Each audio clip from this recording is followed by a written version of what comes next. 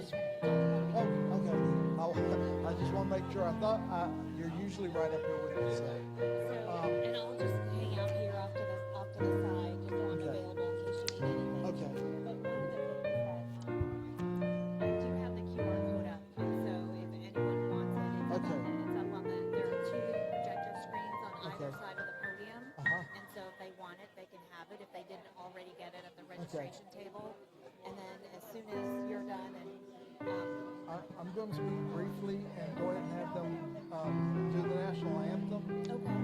And then speak after them. Okay. Okay, so I just want to flip that. I said opening remarks, but I'm just going to welcome everybody briefly and Do the national anthem first. Do the national anthem. And then do your opening remarks. Yes, ma'am. Okay. All right, that sounds good. All right. And then you're going to introduce Dr. Phillips. Yes, ma'am. I've been working on, he wrote his introduction, so I said, well, if I want him to be the keynote, I can take the time to memorize it. So it's not too long, it's a few short paragraphs. So I've got the high points I know I'm going to make. If it's a small detail of word, I'm okay. So, but yes, ma'am, I've got his intro. Okay. Where we at on time? And then it's 12:02. Okay. And then I think that you're going to let me know when you want me to do my part. Yes, ma'am. After I finish, I will introduce you and let you have your run there. Do you have the internal schedule with you? I do. Okay. The internal schedule, I probably don't. Okay, because Mindy has one, and it's got the door prize breaks on there. That was the one I did not print out. So, It's the internal. all right. So Eric has an internal schedule on it. So you can go ahead and get his right now, because I told him, I said, during the program, he just sit tight. Okay. All right. Do we have two microphones for our two singers? There are two microphones. Okay. All right. All right. Karen, thank you. Thank you. Good morning. Hey, I'm wonderful, wonderful. How are y'all today? Awesome. So, I'm Ron Graham. I'm privileged to be here today and say I'm the president of HAVIN, but I'm here to say welcome, and I want to invite two of our friends, two of our community members to come down here. I'm going to give them each a microphone, and if you're able, please stand for the national anthem. We have the wonderful gift of Shantae Hines and Diana Harada, who are sharing the vocal talents with us this morning. So, Shantae, all right. Whoa, excuse me. Shantae, Diana, I'm right up here. We have two microphones right up here for you.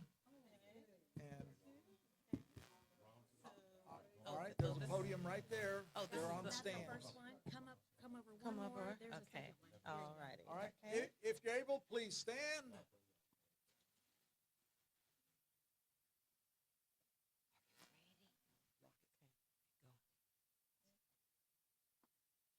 Oh, say, can you see by the dawn's early light what so proudly we hailed at the twilight's last gleaming, whose broad stripes and bright stars through the perilous fight o'er the ramparts we watched were so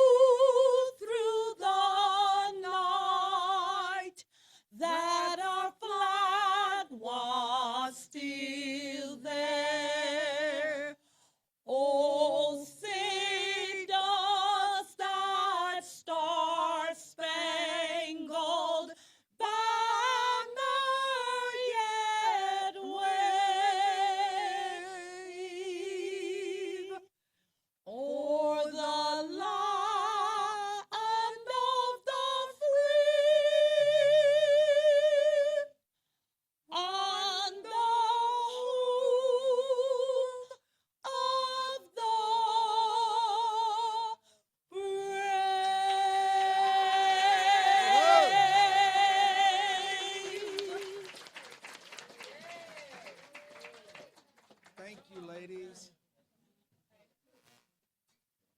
Thank you Our all so pleasure. much. Thank you, That was Ron. beautiful. God, thank you,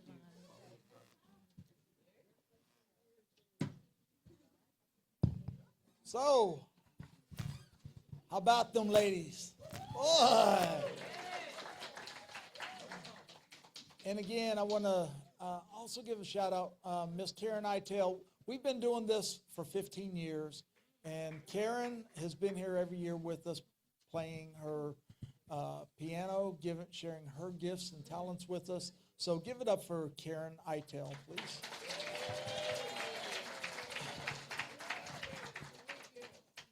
So I have thought many times about how to begin today's introduction. First, I have to do the obvious. We have housekeeping. If you have a phone, please mute your phone. I don't want to hear Joey tag you on Facebook. If you have AirPods, you're fine. As long as we don't have to hear your fun ringtone of 24K Magic or no.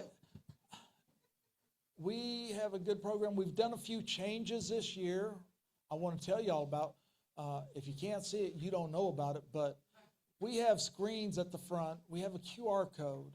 We are going paperless on our programs this year. We have a digital program, and it was mailed to you.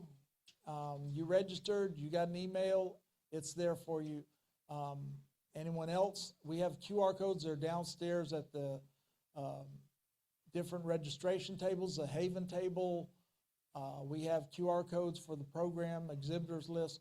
But in here we have the program QR code. So you can get it on your device now. And if you have it muted, we won't hear that. The screens are on either side of the podium, so I'm speaking to you from the middle here, and so there's a screen on either side. Also, the exhibit hall doesn't open until noon, so all the programming, everything's here. We're going to serve lunch right at noon, so everything will run through here in the classroom. So I hope y'all are as happy and excited as I am, because 15 years ago, we were here for the first time. You know, 4 of us got together trying to do something, bring our community together, and we didn't know what it was going to be. We just knew we wanted to do something to bring our support groups together. And when we did that, Lee Boncher, Minnie Crystal, Michael McCulloch, and myself, you know, Dr. Stan Wu was here, and Dr. Wu, he said, hey, we'll host your event. And it started a partnership that lasts to this day, and it's awesome. We couldn't do this without the University of Houston College of Optometry. Y'all give a shout out to them. They're fantastic. There's so much work that goes on before today. There's a lot of planning that we do. We have a lot of meetings, but we come here on Friday to start setting up. The facility staff here, they're out of this world. They're on top of things. They're here. I got here with my wife and son at 10 till 7. They were already here. They had the coffee brewing. They had staff, you know, they were here having things set up ready for us. So I'm giving thanks to the people that are involved. As I said earlier, I have the privilege to stand here and say, I'm the president of HAVIN, and I'm just Ron. And when I say that, HAVIN is what it is because we're a team. And we work together to build that team. We all have roles we fill to make this event happen, and anything that HAVIN does, we do as a team. So I thank everyone that's with me on the HAVIN board, because we have 11 groups and organizations. There is no city in the United States that has anything like us. So we have something very unique, and we are excited to be here today to share that with you. I want to give a personal thank you and shout out to my wife Mindy and my son Austin. My son's 24. He's been at every Insight Expo with me. My wife, she's here. She's my biggest fan. She's my biggest supporter. So thank y'all. To me, I'm reflective. 15 years, we're still going strong, and we're here for you. You're the reason we do this. It's not about me. It's not about Haven and the work we do.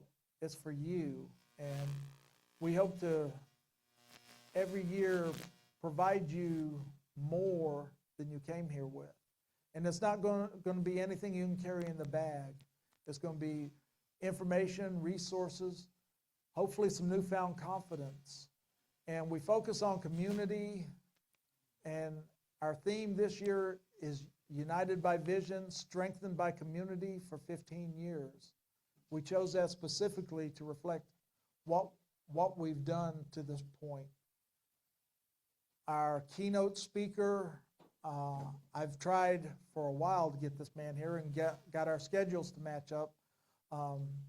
Dr. P. Bertrand Phillips, or as we call him Bert, he is one of the most humble men you'll ever meet, and he is a very distinguished person who understands what community means. I'll let him talk about that. And he's a personal friend of mine, a member of my VIPSET support group in Kingwood, and I'm just excited to have him here. I will introduce him later, but right now I want to say thank you to each of you for being here today. And for those of you on Zoom, thank you for joining us. We all learn as we adapt, we overcome. We found out with COVID that, we can do something that's on Zoom, and we've tried to maintain that ever since, and we are continuing that today. So thank you all for being here. I'm at a loss. I will. Well, thank you. Is that OC? Thank you, ma'am. So, what time is it right now? 9:14. All right. I'm going to wrap up. I'm not going to ramble. I'm going to turn this over. Dr. Modi is here. She is going to share about the University of Houston College of Optometry, and please give it up for Dr. Swathi Modi.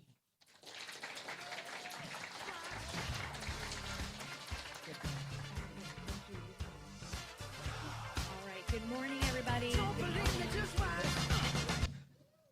Oh, I love my walk-up music. Thank you, Raul. Okay, so yes, we are here at the College of Optometry. Thank you for being here. Some of you may know, some of you may not. We also are a large academic center, or academic optometry center. So we do actually see 20,000 patients a year. We have a low vision service. At our low vision service, we offer magnification evaluations for both distance and near, for assistive devices. We have prescribed the Ray-Ban Meta glasses and can include prescriptions and filters if they are necessary, whichever is needed, or make referrals to Texas Workforce Commission or to occupational therapists. For each patient, everyone has a different and unique situation, different and unique need, and so we tailor our evaluations for that specific purpose. Our whole team is here today. They're sitting here in the audience. We'll be here we have an exhibit booth in the exhibit hall when that opens up, but we have Dr. Tasca who's here. She's also presenting on our on one of our panels, on our second panel, so you'll hear a little bit more about our low vision service there. Dr. Green, Dr. Kia, and Dr. Johnson, our low vision resident, are all here, and they'll be at the exhibit booth. We also have a few other clinics, a primary care clinic for glasses and contact lenses, a dry eye service, a neuro-optometric service, special needs service for adults and pediatric patients, a specialty contact lens service where contact lenses are prescribed for conditions like keratoconus that might require specialty contact lenses, gas permeable or scleral lenses, or even prosthetic lenses for either cosmetically appealing lenses or for lenses that can minimize the irregularities of the cornea.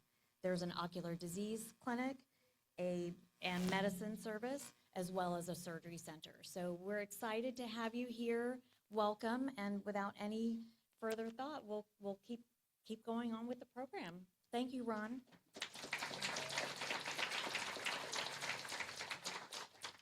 So let me say 2 words that y'all gonna love. How about the door prize?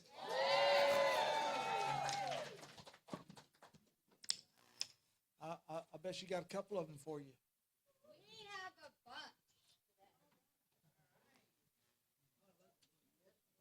bunch. All right. How's everybody? Woo-hoo. I am super excited to be here today, and we have a lot of great prizes. Naomi bugged people, called people. I don't know what she did, but she worked her magic, and she got us everything from a signed Rockets basketball, which is, woo, yes, to Kinder Scott jewelry, which if you young men don't want it, we know a lot of women that love Kinder Scott, me included. That's a hint, Ron. Just kidding. All right, the first prize is donated by Crystal Vision. It is Metro lift tickets. Ed Crystal from Crystal Vision donated this, and it goes to lucky number 8, and that is, sorry, I got 2 lists. Okay, that is Bill Baker. Are you here?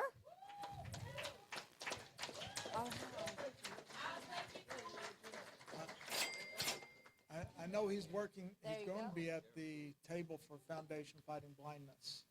All right. Okay. He's here. He's here. The next one is a $50 gift card. You can go to Longhorn, Olive Garden, Cheddar's, or I think it's Bahama something. Bahama Blast, I guess. And it will go to number 23, which is Gloria Henry. Are you here? All right. Woohoo. She's here. Hey. Here you go. All right, my assistant stepped out, so I'm doing the runs for him. Okay, we have one more gift prize at this time, and it is a $25 gift card to the Cheesecake Factory. Ooh, yeah. And it goes to number 5, which is Ashley Jackson. Are you here? Ashley. Any Ashley? Going once, going twice. Is she here? Nope. My next. You're not that sorry. That means you might win. Number 6 is Ava Caruth.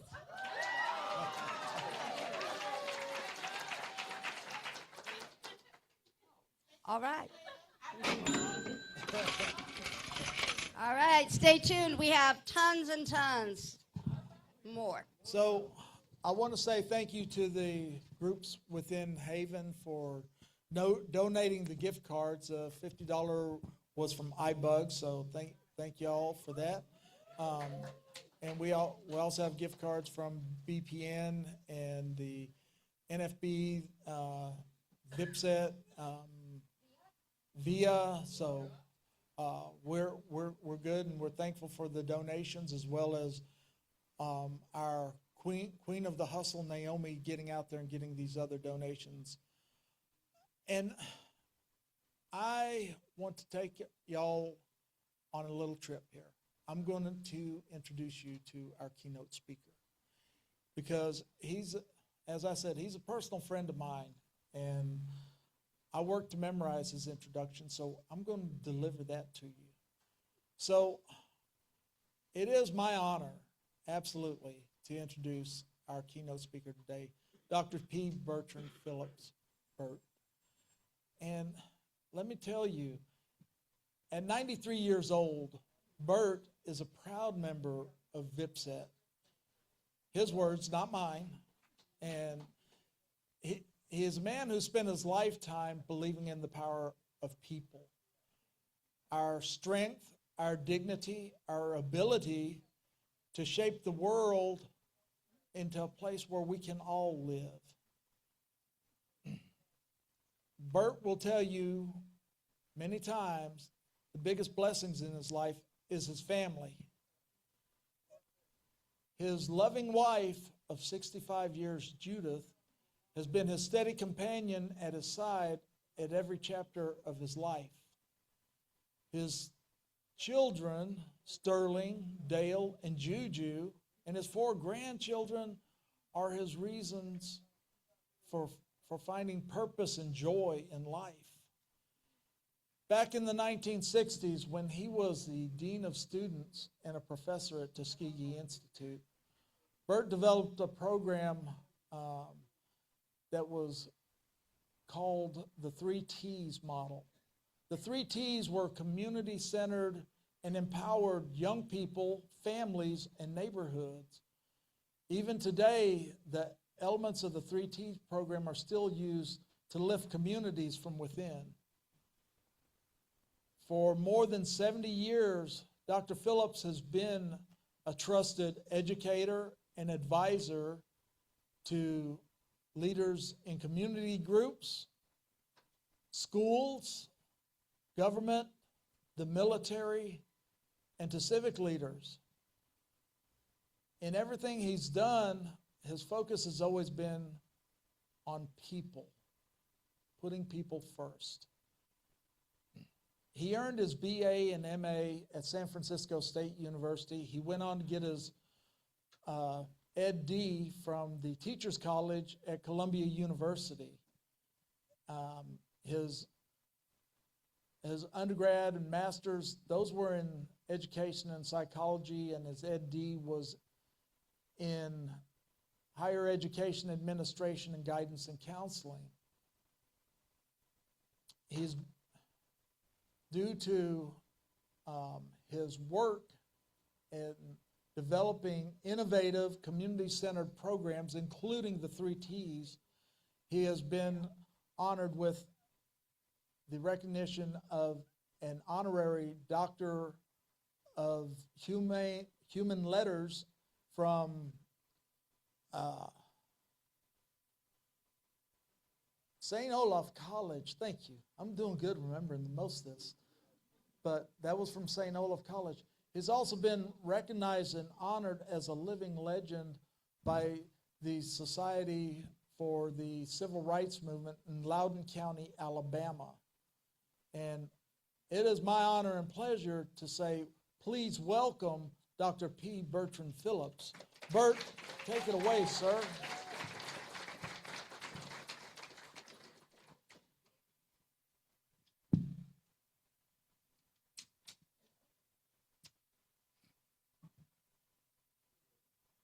Thank you, Ron, I'm right up here, Bert. for that very Okay. generous and warm introduction.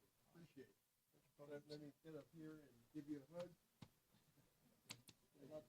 Thank you. Now, can I get a mic? They're right there on the podium. I want to carry one around with you.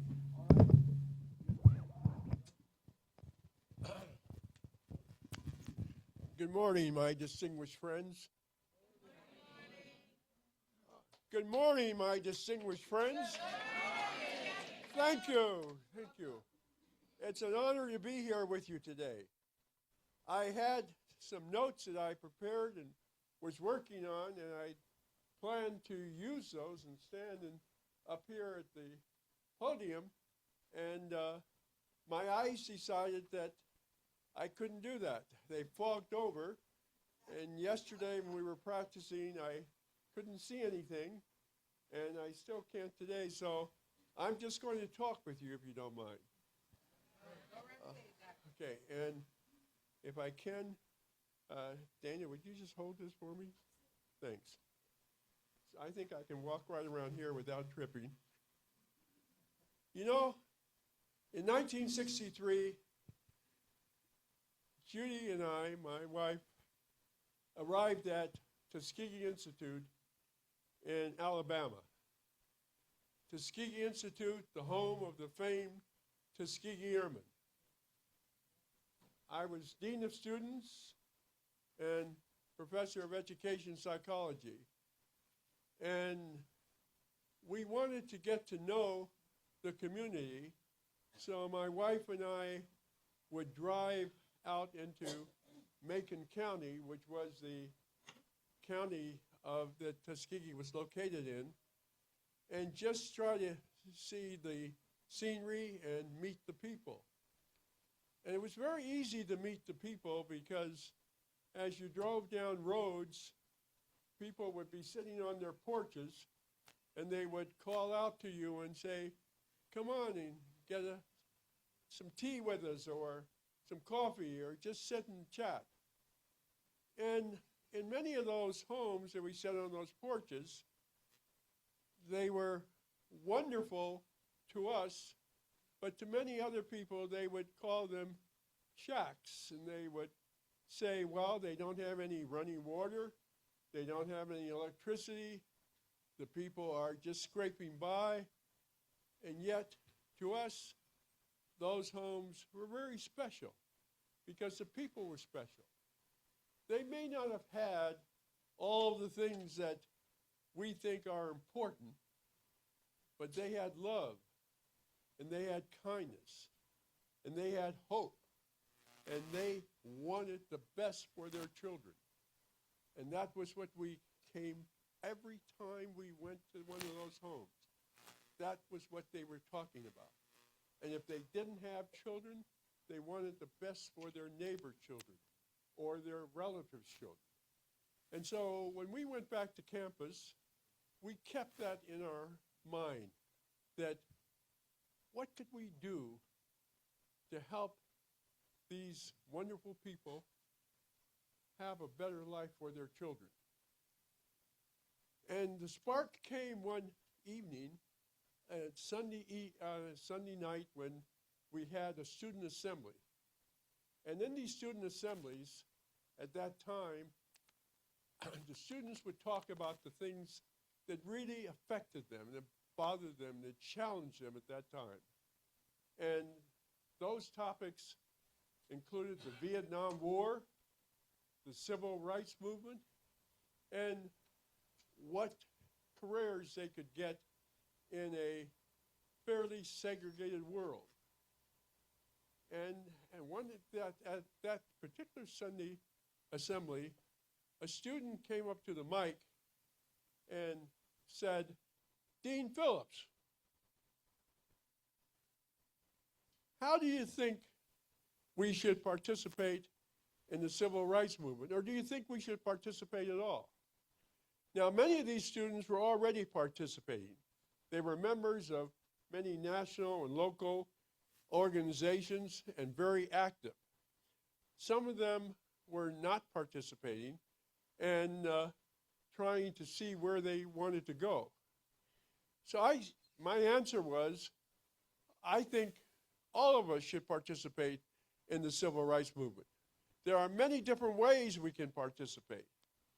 And one of the things I'd like to share with you tonight, students, is that my wife and I have been driving around Macon County, and we've met a lot of people who are very concerned about their children and their future. So what about the possibility of us developing some tutoring programs and some home assistance programs and just be of service to the people in the community? And the students seemed to like that. They applauded it. And then I said, well, I want you to hold on for a minute. Don't make a decision right now. Think about it overnight. And if you really are serious, join me tomorrow morning in the same hall at 5 o'clock. And I expected to probably have about maybe 50 students, but 150 students showed up the next morning at 5 o'clock. And we created the Tuskegee Institute Community Action Corps. It was an all-volunteer program. And we went out into the community, and we provided tutoring in homes, and we also helped people repair their homes, you know, whether it was carpentry work or gardening work or something else, but we provided service to them. And from that program, in the summer of 1965, we were able to get a grant from the Office of Economic Opportunity, which is part of President Lyndon Baines Johnson's War on Poverty. And so we were able to take a number of our students, over 800 or so, plus a number of students from St. Olaf College and 39 other colleges and universities around the country, to work in that summer program. And we had a number of activities. One of them was a distribution center. Our policy, our thought, our spirit revolved around the fact that people did not want a hand out. They wanted a hand up. And so we created a distribution center, which was kind of like a dollar store. And then we had all kinds of clothes and some household items. And the lowest price was 5 cents, and the highest price was $1. So we tried to make it affordable for everybody, because we knew they didn't have that much to spend, but we knew they didn't want charity. They wanted to say, I bought this. And then we went on to create a library service, and we collected enough books and magazines and newspapers to have over 10,500 library materials, and we set up vans to take those throughout the counties, so that, I'm sorry, I should have said, Macon County was where we started, but then we added 11 other counties, so we had 12 counties in the Black Belt of Alabama. And we used vans to take them out there. One of the things that I really want to talk about is that there is a special spirit, just a special way of thinking about unity in community. I think of unity in community not as a ladder, but as a lattice. Because you know, of a ladder, when you're climbing up, if you want to get higher and someone's above you, you have to push them off, or you have to pull them down. But on a lattice, you simply can step over, and if you want to keep climbing, you can climb up the other rung without any problem and not bother that person. Or if you really want to, you can reach over and give that person a push, a help, a hand to help them get a little bit higher. And that's what unity in community is about. It doesn't mean that everybody is in total agreement on every step, but they are in agreement on the goal of accomplishing whatever it is they've agreed on. So regardless of the way that someone else wants to do it, if I work with them, I can find that that difference I thought was so important is not that important anymore, because here are two other things that are very similar and very alike. And so we go on with that. The summer program led to another program that was the community education program. These programs lasted from 1963 to 1967. In the community education program, we had added some things that the college students decided were really important that had to be done. They said, look, we are tutoring, we're doing these things, we're assisting people, But they need more than that. They need health services. They need social services. And so we added those to our programs. And I don't know if any of you have ever heard about Tent City, but in Lowndes County, there was a large encampment called Tent City. And Tent City was the home to people who had been thrown out of their homes because they dared to register to vote. Many of them were sharecroppers, and therefore their homes were owned by whoever they were sharecropping for. Others owned their homes, but the banks and the real estate companies decided that they had been impertinent, and therefore they could not go on, even though they were paying their mortgages. They just were, it was withdrawn. And so these people were living in Tent City, a place without any water or electricity, in the tents themselves. And in that tent city, we had some programs of education through our Tuskegee Institute Community Education Program. And one of the students came upon a young man who was sick, and he immediately brought it to everyone's attention, and it turned out that that person had hepatitis, and that a young boy, and we were able to get him to the doctor, pay for the doctor's visit. So by the way, we couldn't see a doctor right there in Lowndes County at the time because this young man was a young black man, and the white doctors would not see this young man. So we had to take him 40 miles to another place to be seen. And when he was seen, he was diagnosed, and the health department was called, and people were inoculated, and everything was done. But that was the kind of unity and community that we practice, looking at the whole situation, not just part of it. And the interesting thing about it is that many of those students, the young people who were being tutored and the college students, went on to become outstanding persons in their careers. We have a chapter in our book, Brighten Corners and Widen Circles, College Student Advocacy in the 60s from Tuskegee Institute. We have a chapter in there called Distinguished Americans. And in there are 40 stories by these young people of what the 3 T's movement meant to them and how it shaped the course of their life. Excuse me. During that same time in the 60s, there was in California a group of blind and low vision persons who decided that the bill that the California Assembly was planning to pass was not going to help them at all because it would take away their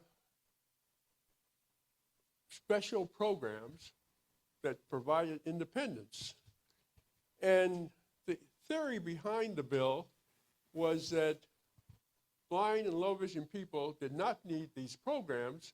What they needed was more caretaking. Now, the Assembly never notified anyone in the blind community that this was going to take place. The National Federation heard about it and passed the word out, and then the blind and low vision community acted. They did not have any of the technological information and tools that we have today, but they used the old rotary dial phones to call each other, and they memorized bus routes so they could go visit and canvass and get other people to join, and they showed up in a way that the Assembly never expected. They showed up in Sacramento in the hearing room They crowded the hearing room. They crowded the hallways. They crowded the stairways. And the bill was defeated. It wasn't defeated because the assemblyman felt sorry for the community. It was defeated because of the power of unity in community. And it's that unity in community that we need to keep fostering today. It is really important that we understand that unity in community is one of the ways that we can go forward as an individual. As an individual, there's very little we can do for ourselves. But as a group, as a community, together, we can be heard. We have power. And as another aspect of that California situation, it's important to note that the larger community heard about it, and they began to model after what the blind community had done. I want to move now to our 15th anniversary here at HAVIN. Ron and his co-founders he talked about, and leaders throughout the years of these 15 years have worked very hard to make HAVIN what it is. As Ron said, it is one of its kind in the nation. And this didn't come easy for them. Ron is not going to say it, but we all know that you don't build something like this and keep it going for 15 years without struggle. And so we applaud Ron and the founders and the leaders of HAVIN for all of the struggles that they've had and overcome. We know that sometimes the whole world seemed to be heavy on them, and there was no way to go. And every time they turned, people said no. But they calmly and quietly and firmly and courageously went on and on and on to bring HAVIN to where it is today, to where we can all sit here at Insight Expo and enjoy the day and learn from it and grow from it. And so I would like Ron and the founders that are here and all the leaders of HAVIN to just raise their hand. All right, now I want you to stand. Let's please stand and give them please stand if you can and give them the applause they rightfully deserve.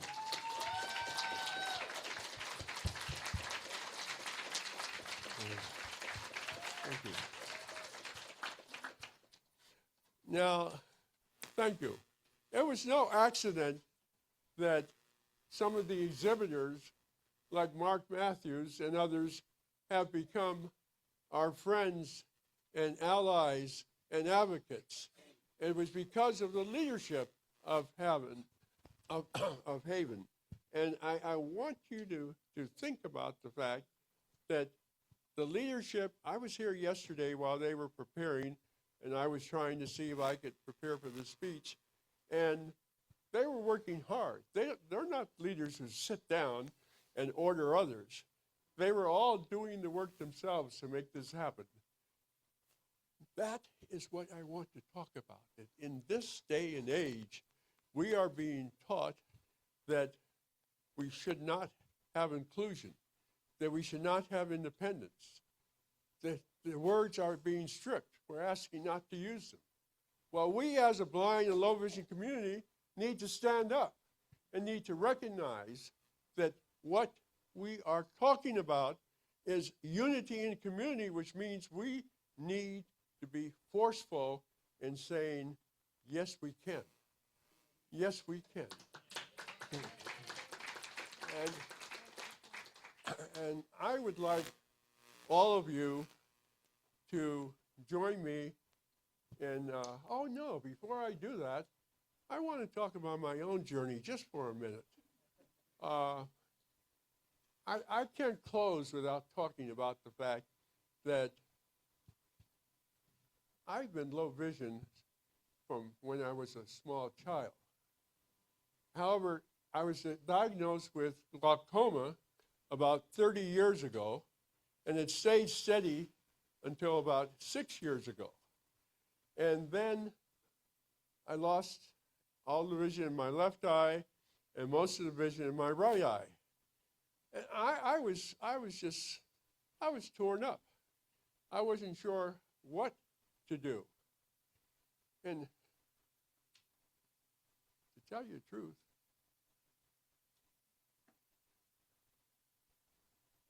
I actually cried when I had to give him my driver's license after 75 years of driving. And then one day when I was walking, I met Karen and Kathy, and they introduced me to VIPSET.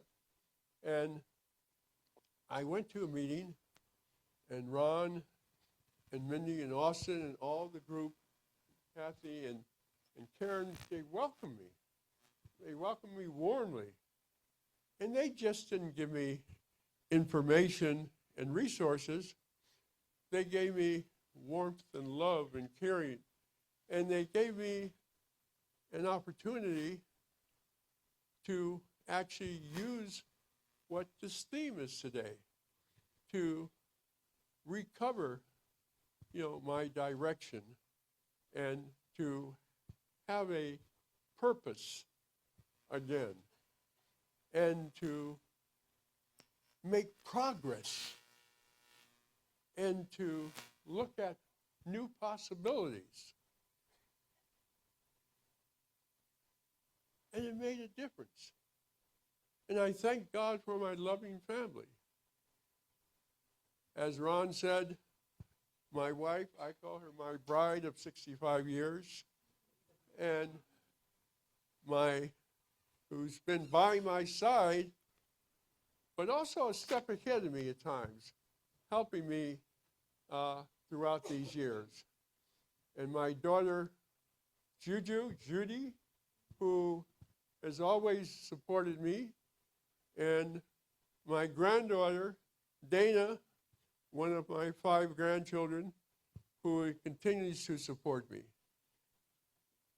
So I would like to thank all of you for this opportunity to talk with you, and I ask you to join me in a powerful affirmation. It's a simple one, but it's powerful. It goes like this: unity in community starts and grows with me. Unity in community starts and grows with me.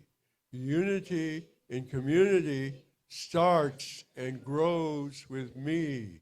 Unity in community starts and grows with me. Unity in community starts and grows with me. Unity in community starts and grows with me. Thank you, my friends. God bless you.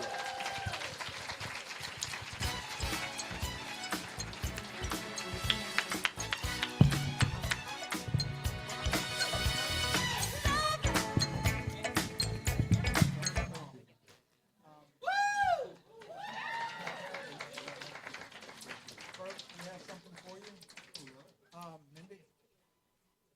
Mindy? Okay. We have something for Dr. Phillips. And I want to mention, he talked about the book that he and Judith have written. It is not published yet, but you know what? It will be here in a couple of months. And when the exhibit hall is open, he and his family will be in the exhibit hall.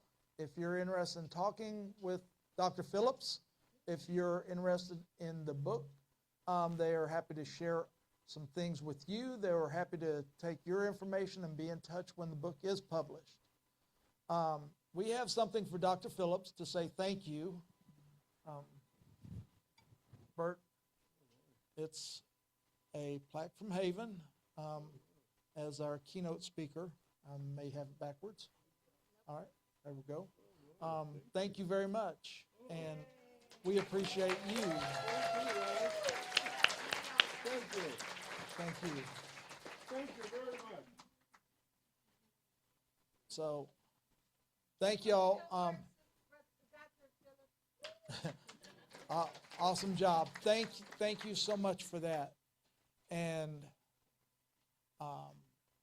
I hope y'all are as touched as I am. You know, I've known this man for a few years, and he tapped into something new with me today too. So we're going to move forward with our program. Dr. Tasca? All right. Yes, ma'am. Do you want me to give a one door prize while we're waiting? Sure. Why don't we? Y'all love door prizes. Let's give it up again for Dr. Bert Phillips. I absolutely love Dr. Phillips and his family, his wife and sons and daughter and grandkids. They are amazing people. The next winner is, and I'm going to probably mispronounce your name, I apologize, it's a $25 gift card to Olive Garden, and it goes to, is it Chantel Gaudiano? Are you here? Yay! Okay.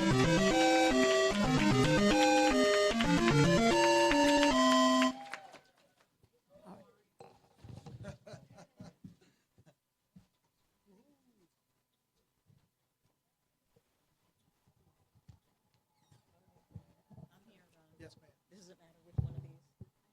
Okay, Okay. And you'll take the introduction. I got it. Yep. All right. Good morning, everyone. Okay. So our first panel is the community creates confidence. So one of the associated effects of vision loss is that people lose confidence in their ability to do the daily routine tasks that they used to do easily. So from its earliest conception, HAVIN was designed to bring together members of the blind and visually impaired community from various groups across Houston. We strongly believe that it is from the other members of these groups is where individuals can regain their confidence to take on daily tasks.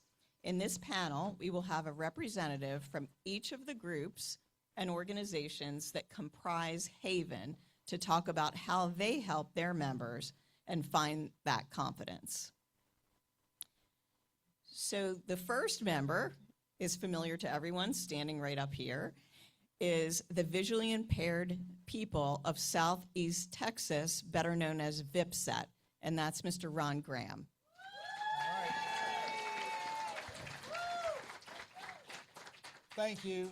And one of the things I also want to emphasize, we also have alternate representatives. I've been the Haven representative for VIPSET since we started, but Karen Itel, as I said, she is the alternate rep from VIPSET, so thank you for being in this with me, Karen. But we meet as a monthly support group. We share information, we share resources, we have guest speakers. Sometimes we just get to the core of what being a support group is about. And we talk about, well, let's talk about some blind hacks. How do you do this? How do you get the toothpaste on your toothbrush? How do you brush your teeth? How do you, pour liquid into the glass or your hot coffee cup without spilling it or burning your finger or So we talk about helping each other in learning how to do that. And, the confidence, I know myself after 31 years of sight, a car crash changed that one night, and I felt like I was helpless. I was a baby all over again. I had to learn to do these things.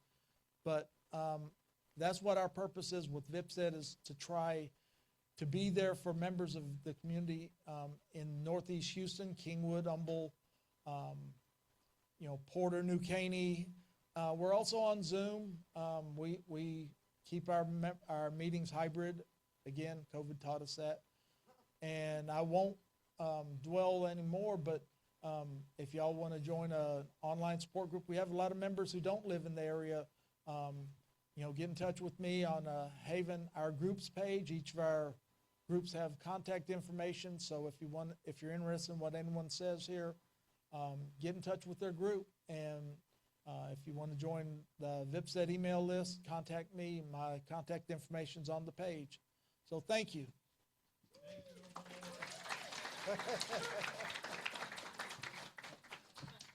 Thank you, Ron.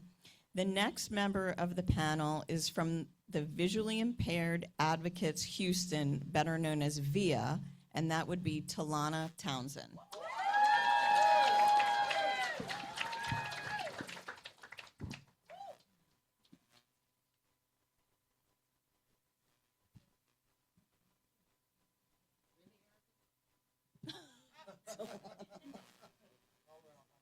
Yeah, I know voices run.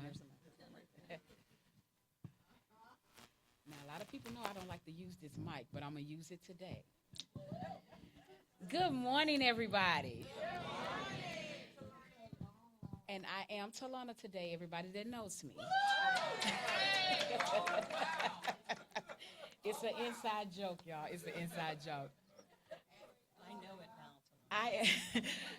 I am the president of the Visually Impaired Advocates Houston, where our motto is to enhance the quality of life for visually impaired individuals in the greater Houston area. By doing that, we thrive on respect, fairness, encouragement, and friendship. Respect, fairness, encouragement, and friendship. We want everybody to be included in everything. We meet at the Metropolitan Multi-Service Center every Thursday except the fourth Thursdays of the month from 10:30 a.m. to 11:30 a.m., sometimes to 12 noon. We bring in different resources to talk about different things with everyday life, or we just have a little fun. And I have to share this.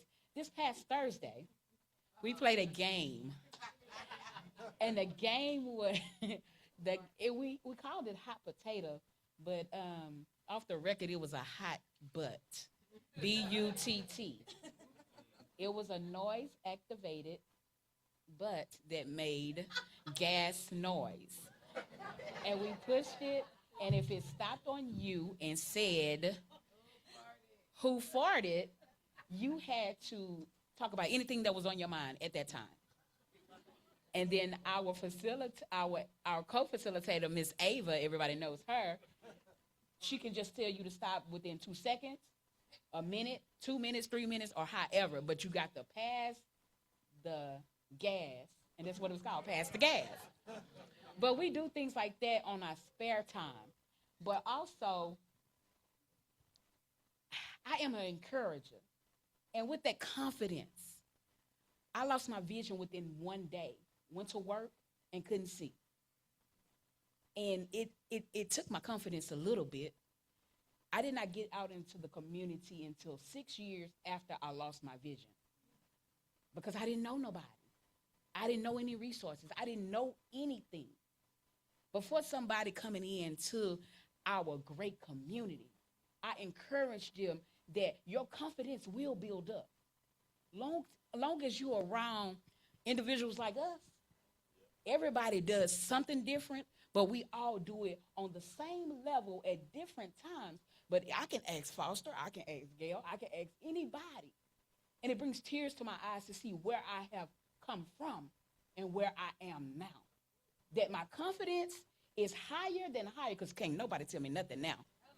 Because that the community and the confidence, as we all do this together, we hand in hand. Nobody can break that chain because we love on one another. And that's my encouraging words today. For the community and confidence, be confident with that cane. Name it. Own it. Stroll with it, walk with it, talk to it.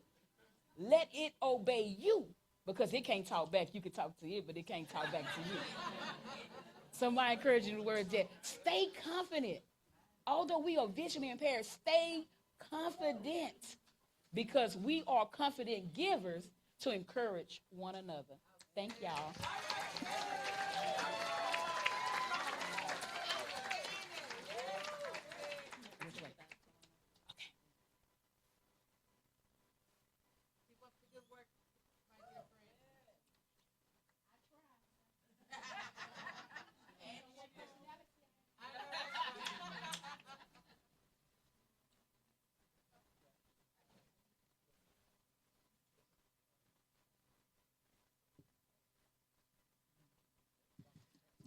Yes, I'm back. Okay. Okay, thank you, Talana. Tough act to follow. Okay. Next up will be our representative on the HAVIN board from the Visually Impaired Equality of Life, and that is Miss Monique Mason.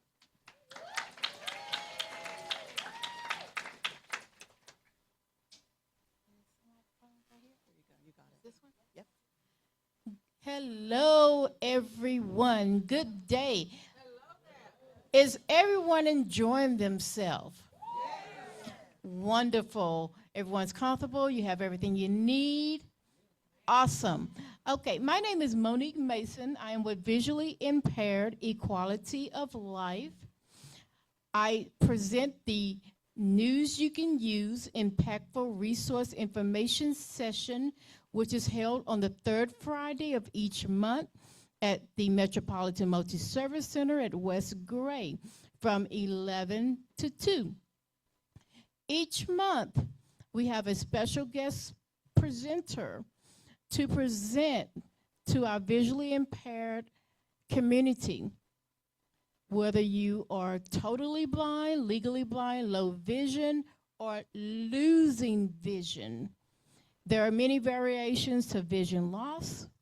Our mission is to help individuals to obtain, achieve, accomplish endless capabilities and limitless opportunities of independence and self-advocacy. Right now, we are currently having the home buyer education sessions that are being held on the third Friday of each month. And that is to allow individuals the opportunity to have a piece of home ownership. And down payment assistance is available and is geared toward your financial income sources. I know that many of us that are visually impaired have a fixed income where we receive one check per month. And, you know, it's kind of hard to budget that. But we have the home buyer education programs that help individuals to budget. If you're able to afford to pay a monthly rent on an apartment or a rental home, then you're able to have a piece of home ownership. But most of the times, and a lot of people don't really know this, but most of the times the mortgage of home ownership is much less than the cost of rent apartments or rental homes. Again, thank you guys. That's my time. And continue to enjoy the rest of your day. Again, my name is Monique Mason with News You Can Use. Have a great day. Thank you.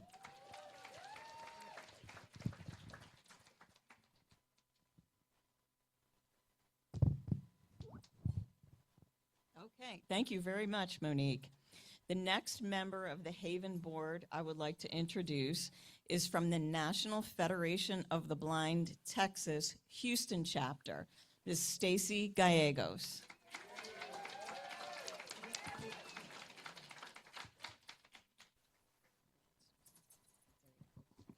Good morning, everybody. Thank you, Dr. Tasca.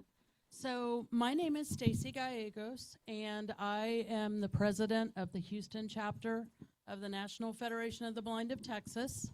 I also serve as the secretary for HAVIN. The National Federation of the Blind is a civil rights movement of blind people. We were established in 1940, and at the time of our founding, there were 7 members. Fast forward to present day, we have over 60,000 members throughout the United States and in Puerto Rico. So we've grown exponentially throughout the years, and we continue to grow. Membership is the foundation on which our organization is built. So our chapter meets on the first Saturday of each month from 11 a.m. to 1 p.m. at the West Gray Center, 1475 West Gray. The National Federation of the Blind has something for everyone. So from birth to the time you are no longer living. So we have a good friend in our movement who says we offer something from the womb to the tomb. So so I think that sounds better than, oh, sorry, that's my walkie-talkie. I think that sounds better than from the cradle to the grave. So I stole that from him. But we do. So we have programs for our youth. We have programs for senior adults.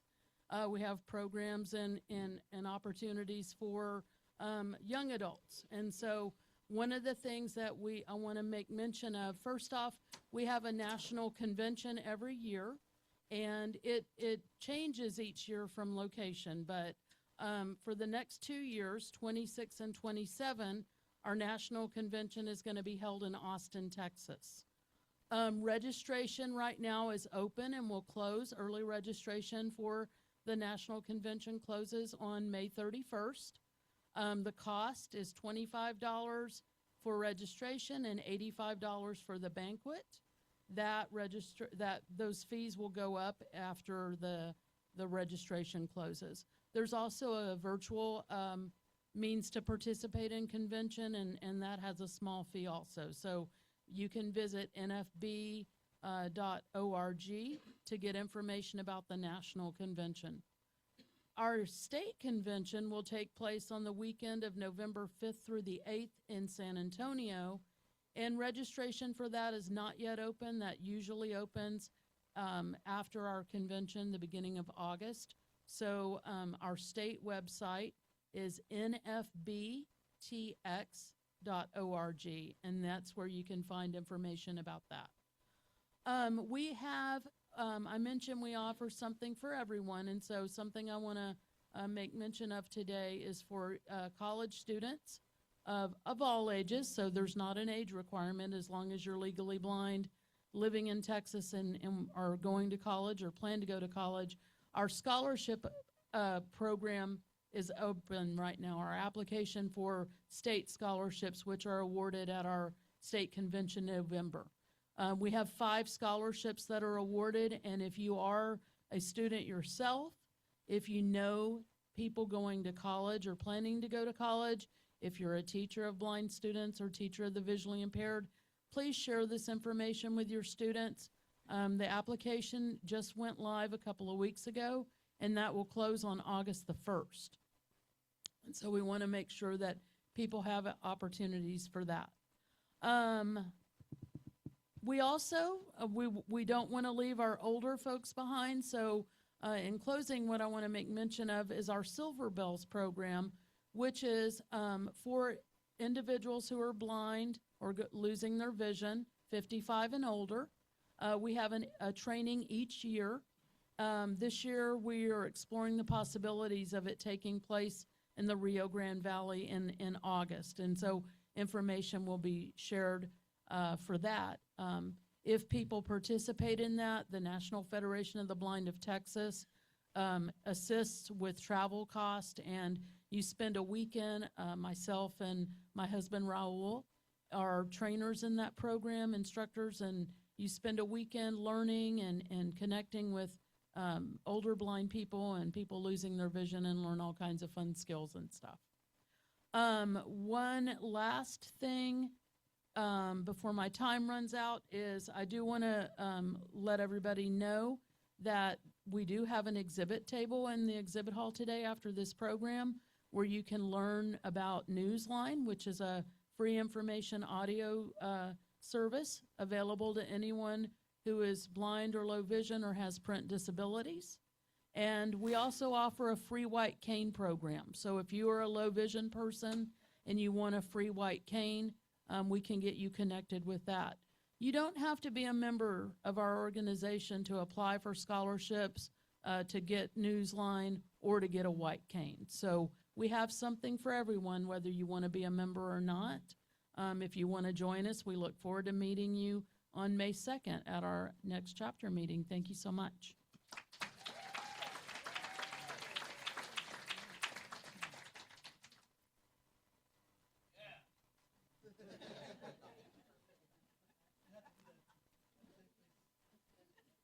Thank you, Stacy. The next member of the HAVIN board I'd like to introduce is from iBug Today, and that's Mr. Michael McCulloch.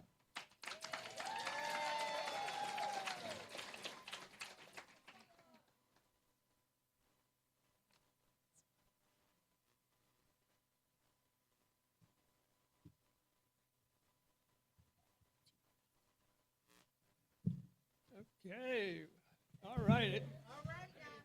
Man, what a conference starting today. Dr. Bert Phillips was pretty awesome, right? Yeah.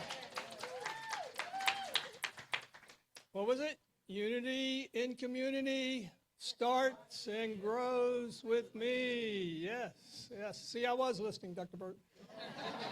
All right. And 15 years of HAVIN. Ron. Yeah.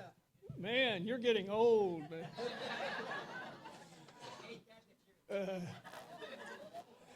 And actually, iBug is going to be celebrating our 15th anniversary here next month.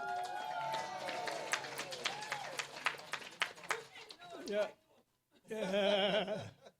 Yeah. Older and better. We started out our first meeting and we had a big grand total of 5 people at that meeting. Just a small little group, users group, we called it back then. It was the iOS Blind Users Group. We were just all trying to get together, help each other learn how to use the iPhone. Continued to grow and add on different training sessions. Our tagline is empowering the blind through accessible technology training. Although now, we continue to offer more and more social type events. Actually, we probably do as equal or maybe even more hours of social events as training. All our training, all the Apple products, Android products, all the smartphones, tablets, all your home devices, pretty much anything in your home that's smart is Android based. So, Ava, I heard Ava's here, so she leads our Android group and very capable there to keep things and keep everybody knowledgeable and all those kinds of things. We've been continuing to add on people, and like I said, we've gone all virtual, so we're trying to stay inclusive, allow as many people as possible to participate and continue to learn and grow with us as we learn the technology and then just have fun. We've continued to add on different social events. We have a book club. We have how many people are in here are Trekkies? Any Trekkies in here? So yeah, we've got just a real flourishing Star Trek discussion group. Meets a couple of times a month. We've got a group that's just teaching different skills as far as, blind tips and tricks on how to just do everyday tasks around the home, learning how to, light a fireplace or your gas heater, your stove, things like that that might be tricky. Fix your plumbing, fix your toilet, just all kinds of little things. So, and then we have groups that are just, sit around and just kind of, I can't say shoot the shit, can I? But anyway, we we get together and have discussions, non-technical discussions. And so like we have a little bit of something for everyone, like others have said. So if you can't find something to do, I think we now are up to 27 events a month. That's almost every day, right? How many days in a month? Yeah. So, yeah, pretty much any time. And just one Zoom conference line, conference number will get you into all 27 of those. Fortunately, we've got them timed such that, we can use that one Zoom conference. So once you get that loaded in your phone, you can just, once you know the schedule, you can find that schedule on our website, ibugtoday.org, ibugtoday.org. There you'll find the schedule, announcement of all the events, a place where you can sign up to get on our mailing list, a little form, just put in your name and email, and you'll be on our mailing list, and then you'll get an email about 4 or 5 days prior to every event, let you know what's coming up, including the Zoom information on it. Also on our website, we have an archive of we record all our trainings. So if you happen to miss a training or want to go back and review something, you can check it out there, as well as we put them out on a regular RSS feed for podcasts. Whatever your favorite podcast app, you can subscribe to any of our trainings and have those just sitting there waiting for you in your podcast app. And then we have a YouTube channel. Just do a search for iBug Today. You'll find us on YouTube, and then we have playlists for all those different training sessions. So come out and just join us anytime you've got a chance. Become a member of iBug. And you probably may be asking, how much does all this cost? Who knows? Anybody know? Yeah, it's free. Everything's free to all of our members. We've got some great support and donors that help us keep us going, and so we've been real fortunate in that aspect. Thank you.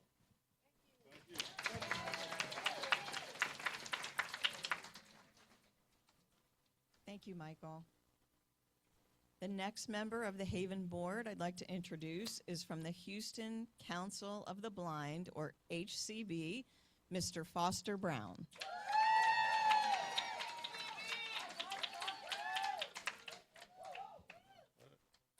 All right, good morning, everyone. Good morning, everyone. All right, so everybody that's a member, current member of HCB, let me hear you shout out right now. All right, so Houston Council of the Blind was established in 1978. Our current president is Peggy Garrett. I am Foster Brown. I'm the treasurer for Houston Council of the Blind, and I'm also treasurer for HAVIN. If you want to know more about us, I'm going to keep it short and simple. KISS, if y'all know what I mean. And we have a table 17 in the exhibition hall, but we do give out scholarships also. We have regular scholarship, and then we also have a special scholarship for those that would like to take up technical learning, such as being possibly a voc rehab trainer or Zoom, what is it called? Ava, help me out here. Accessibility trainer, yes. So we have various things like that. Come check us out at table 17. We have our state convention in Corpus Christi this year in September. And then we are going to St. Louis for nationals. So come check us out. We can give you more information on that, websites, links. If you want to join today, hey, we'll sign you up right now.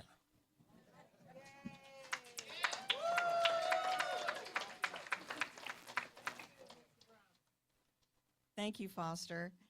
The next member of the HAVIN Board I'd like to introduce is from the Dan Arnold Center for Vision Rehabilitation. Please welcome Dr. Grace Chang.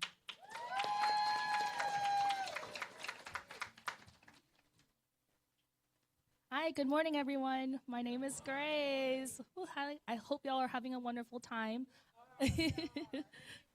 I work at UT Health Houston. I work at the Low Vision Clinic with Dr. Bhavani Iyer, where we provide comprehensive low vision services for those who need devices, who need assessments, and just need a little bit more help learning how to navigate the day by day.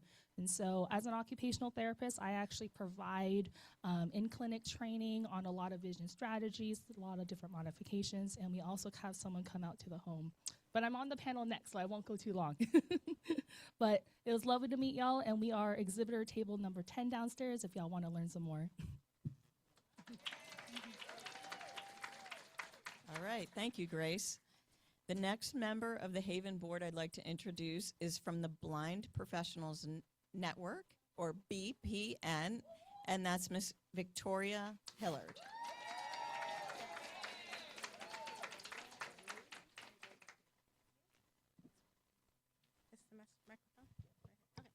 Hey, y'all. Okay, right here? Okay. Blind people problems, y'all. Blind people problems. Okay. Hey, I'm so happy. Y'all make me so happy. I'm so glad you're here. Y'all having fun? Yes. I'm just, you know, one of the things that I just want to say before I say anything is this is what it is all about. Coming together, uniting, community. Just, I never feel more empowered than when I'm around a bunch of us, right? So thank you guys all so much. Okay, so Blind Professionals Network.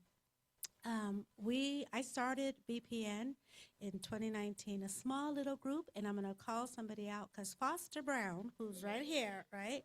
He calls me and he says, you know, we should do some type of group for, you know, for professionals, those of us that work, just to get together. And I said, yeah, let's do it. So the next week I called him and I said, hey, you ready to get planning? He's like, no, you got this. Excuse me, you know, you got this. So, you know, he kind of put the bug in there, and then he's like, no, I planted it where it needed to be planted. So thank you so much, Foster, for that. We are an organization that provides training, AT training is what I was trying to say. We do workshops, development workshops. We do mentoring. We do employment services. We provide all of these to any blind or visually impaired person that wants it. It's absolutely free of charge. We do not charge anything for any of the services that we offer. Becoming a member is free, as well as the services. One of our main purposes is getting those services to those that need it and want it. Professional period is a state of mind, right? It doesn't matter. So it is available to those that even, you know, retired, if you don't work, you don't want to work, but it's available to everybody. So please don't think if it's only for those that are working or want to work. But we do assist with those that want to work and try to get a job, okay? It's all in our core values. Our core values are success, and that S is for support, unity, confidence, collaboration. How do you spell success? S-U-C-C-E. Empowerment. Empowerment. And then the last two S's are self-advocacy and strategic growth. Okay, so that sums up what BPN is all about. And, our website is blindpronet.org. Visit us there. We do have a table at number 6 in the exhibit hall this year.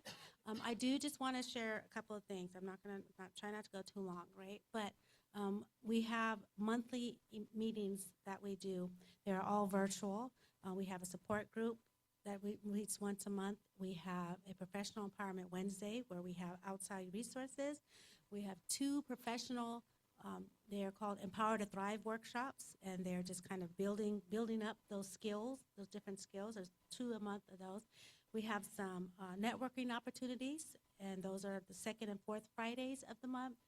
Just a lot. We even have a couple of clubhouse rooms that we just started for more just lower stress, like, you know, not so, a little bit more relaxed. So please find us on our website. We have a calendar of events for all of the things that we have going on. But we would love to have you join us on April 25th this year, we have our very first professional empowerment conference that is coming up. So I'm excited about that. I hope that you guys, that is an absolutely free event. We have a keynote speaker as well. We have professional workshops, a couple of people. We have some public speaking. We have a speed networking activity. We have resume writing, portfolio writing. We have technologies, exhibit hurls. All of that stuff is going to be there. That event is absolutely free as well to any blind and visually impaired that wants to attend. Free to everybody, honestly. So please join us for that, and we can give more information on that. I'm sorry. I'm going to stop now. Thank you all. Thank you so much.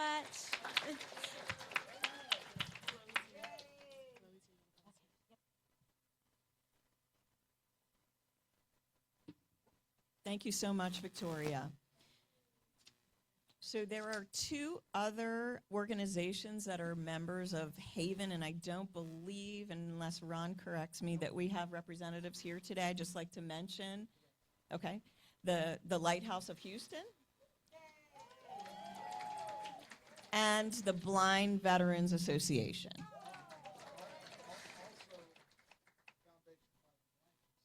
Also, Foundation Fighting Blindness, for those of you that didn't hear Ron say that. All right. We have one more. Oh, Naomi's here.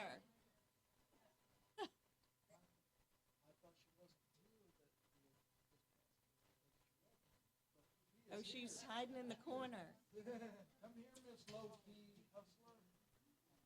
You got This this. is Miss Naomi Panarella.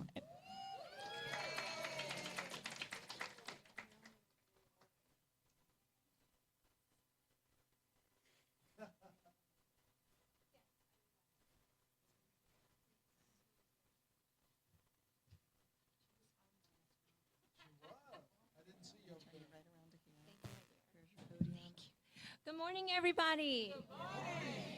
I just want to say thank you so much for being here. This is why we do this, and I am honored to be a part of all of this with you all for 15 years. So again, as mentioned, my name is Naomi Panarella. I am representing the Foundation Fighting Blindness, and just a really quick blurb. They do have a table downstairs because they're going to give you all the deets.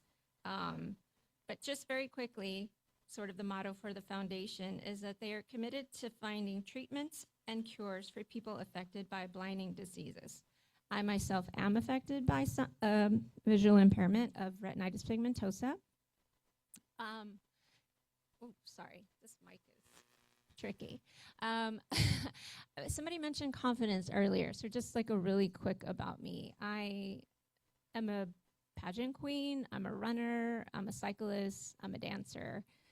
I do all of these things because of HAVIN. And I say that because when my journey began, I didn't have a community to look forward to finding, and someone mentioned Ron Graham's name.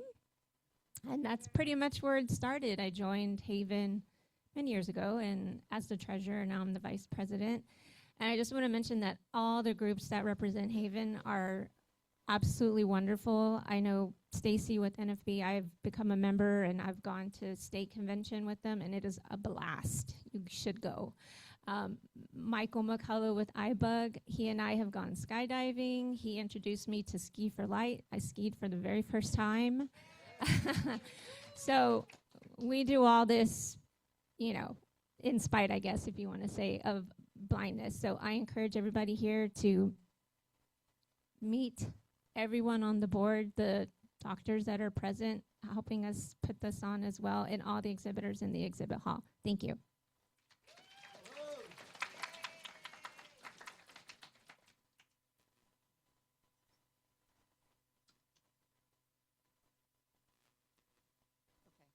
Thank you, Naomi. And I just wanted to reiterate what Ron had said earlier. Naomi is the one who was the hustler that got a lot of these wonderful door prizes that you are going to be subject to today. So thank you, Naomi, for that also. So I'm going to step back up here. Dr. Taskin? Yes. you're next up. I want to speak real fast. I don't do that too often. But I do want to say, with Haven, we have others who are not part of the board as a representative. We have an advisory board. We have Dr. Tasca and Dr. Modi from U of H College of Optometry. Y'all couldn't see it, but I was nodding when you started to clap. But we also have my wife Mindy and Raul Gallegos. They each bring their own expertise and support, and all we do is being empowered by their assistance and advisory roles, and I do want to thank them for that. Also, I want to thank our platinum level sponsors for today, the Vanda Non-24. They are here. Shauna Jatho is here. She will be in the exhibit hall. And Crystal Vision, Mark Matthews is here, and he will be in the exhibit hall as well. So thank you all for that, and thank you for the support. And speaking of door prize, before we're running a little behind here, so I want to squeeze in we got a couple nice door prizes here, don't we? Yes, we do. Come on. Let's do this thing. Okay, Naomi, come on down.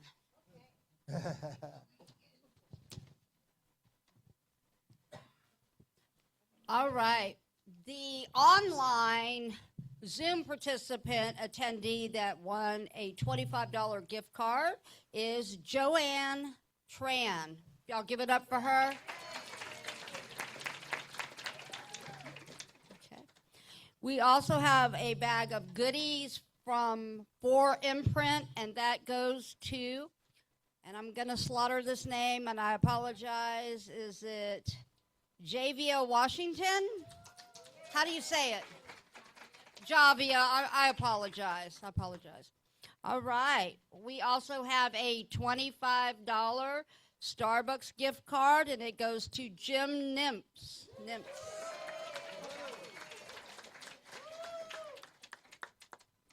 All right. Naomi's going to explain the next gift. Thank you, Mindy. Okay, so our next gift is a piece of lovely jewelry from Kendra Scott. It is an Elton gold cuff bracelet. This is a dainty, adjustable, open band cuff, bookended by two signature-shaped stones. It is plated in 14-karat gold. The stones are a white iridescent with a natural crystallization, which allows the jewels to sparkle. The value of this piece of jewelry is $80. Good luck to whoever wins this. And the winner is Lauren Jones. Are you here? Can we get a picture with her getting it? Yes. She is here. So would she like me to keep it for her? I'll be glad to hold it for her. We'll give it to her in just a little bit, and we'll get a picture with her and Naomi. All right. That's it for right now, but we have lots and lots of exciting gifts.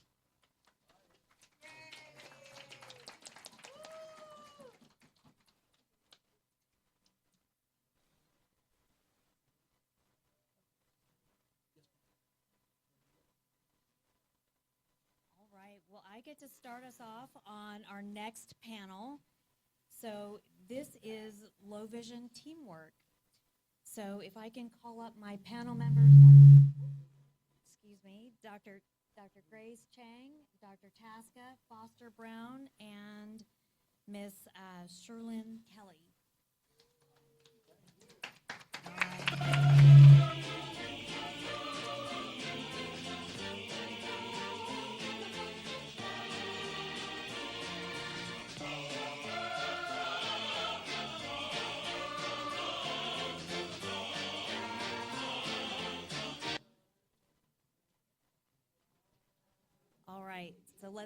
let's get us started.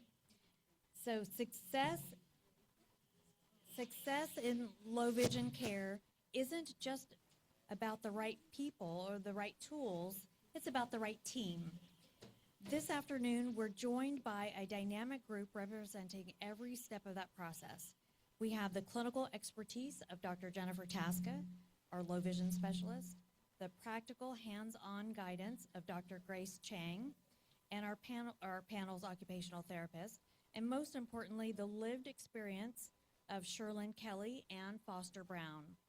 This panel will dive into how their unique roles intersect to create the individualized care that changes lives every day. So to get us started, who wants?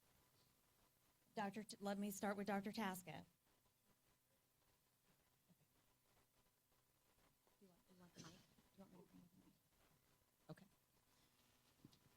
All right, good morning again. So when we're talking about teamwork, oftentimes when a patient comes to us for a low vision evaluation, they rarely come in as a blank slate. So typically that patient has already passed through a series of difficult realizations. So a diagnosis has been made, medical treatments may have been exhausted, and the realization has set in that the vision will not return to what it once was. And so what comes next isn't simply just medical management, but sort of a reconstruction. So a reconstruction of function, of confidence, and in many ways of identity. So within the care team, the low vision optometrist serves as a distinct and practical role. While ophthalmology may define what the diagnosis and the prognosis is, the low vision optometrist translates that reality into a lived experience for each individual. And so the question becomes not what is the pathology or the disease process, but how does that person live well with the vision that they have?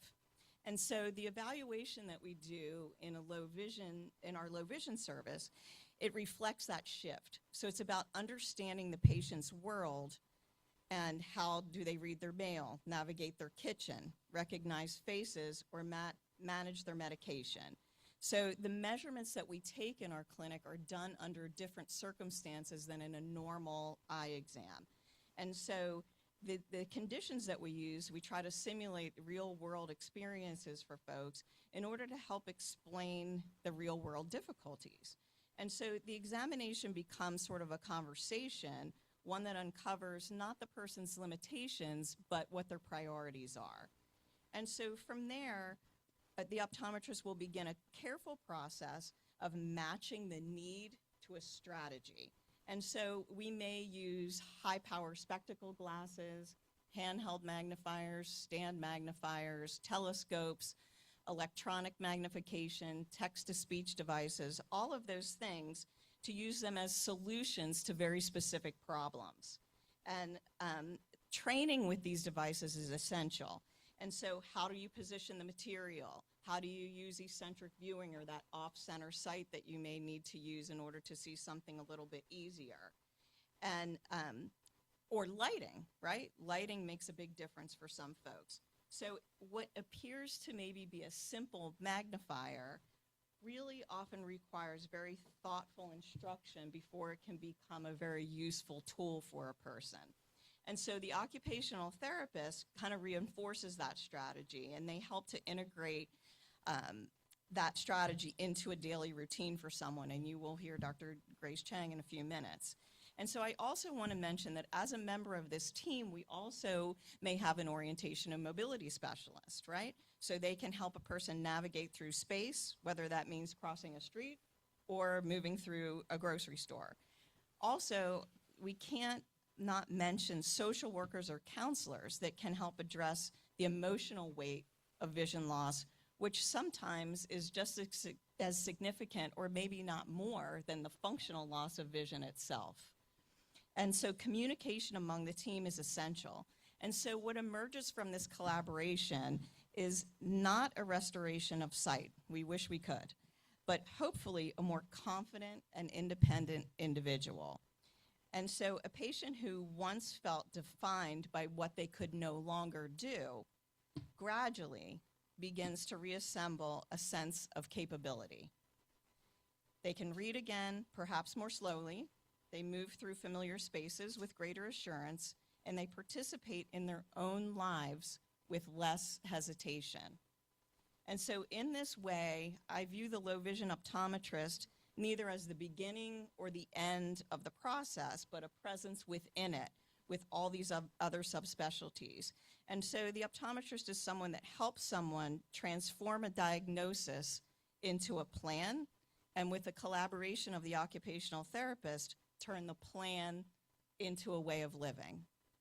And so with that, I'd like to welcome up Dr. Grace Chang, our occupational therapist.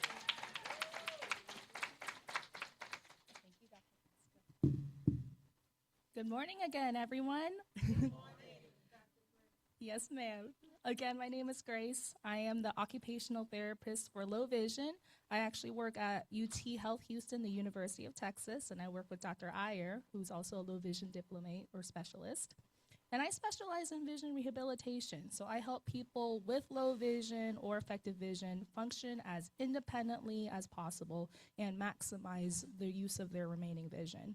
And so as an OT, I take what Dr. Iyer, or as Dr. Haska has said, I'm one part of the loop, and I help close my portion of the loop to make it practical and integrate it into your daily lives.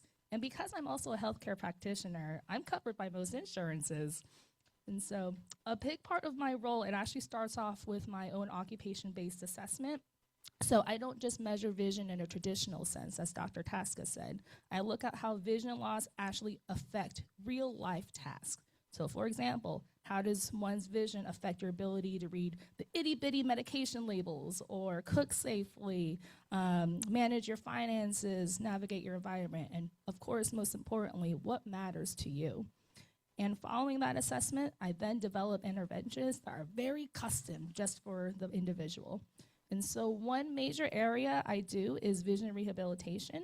So I teach individuals to maximize the use of their remaining vision more effectively. So maybe that is techniques like eccentric viewing, which is off-center viewing for those with macular degeneration, scanning training, or optimizing lighting and contrast to improve your function. As part of vision rehabilitation at the clinic, for those who are appropriate candidates, we also have a driving simulator. So this allows us to assess and train skills like scanning, reaction time, and hazard awareness in a safe, controlled way on a simulator. And another key part of my role is assistive device training. So I work with a wide range of tools that is first dispensed from Dr. Iyer or the low vision specialist. So from things like handheld magnifiers to driving glasses called bioptic telescopes to other strategies like lighting, high contrast, tactile cues, to even electronic magnification systems and other adaptive equipment, and just making sure you can use it not just me in the clinic, but it translates to the day-by-day outside. And I do also some technology training within my scope. So this may include giving you one-on-one time to train on using your phone's accessibility features. So adjusting the font, contrast, a popular one for my old school folks, using voice commands like Siri, Gemini, Google, learning how to talk with your phone, all to make your phone a little more usable, just less overwhelming to interact with. At our clinic, we also have a simulated kitchen environment, so individuals can practice real-world tasks like meal preparation, appliances, safe organization, no more chopping fingers, right? And this allows you to build your confidence and problem solve in a controlled, safe way before transitioning to those skills at home. And most importantly, one of my favorite things we have is we actually don't stop at the clinic. We also collaborate with an occupational therapist who can come to see you in the home. Her name's Diana. She's out in the audience if you want to say hello. She is amazing, super important, because what works in just a clinical space with me might not actually work in your home. Like it's my kitchen, simulated kitchen. It's not your kitchen in your home space. And so she helps ensure that the strategies and modifications are meaningful, practical, and really fully integrated in your home space. She really makes it work with you. We also focus on building community and ongoing support. So we offer monthly support groups where individuals can connect with each other, also experiencing vision loss, share strategies, learn from and with each other. And we also can help them connect to community resources, local programs, many of the ones that are here, like HAVIN and our exhibitors downstairs. And we even go on things like an accessible museum tour at the Museum of Fine Arts once every now and then, and overall just services to optimize your engagement and quality of life.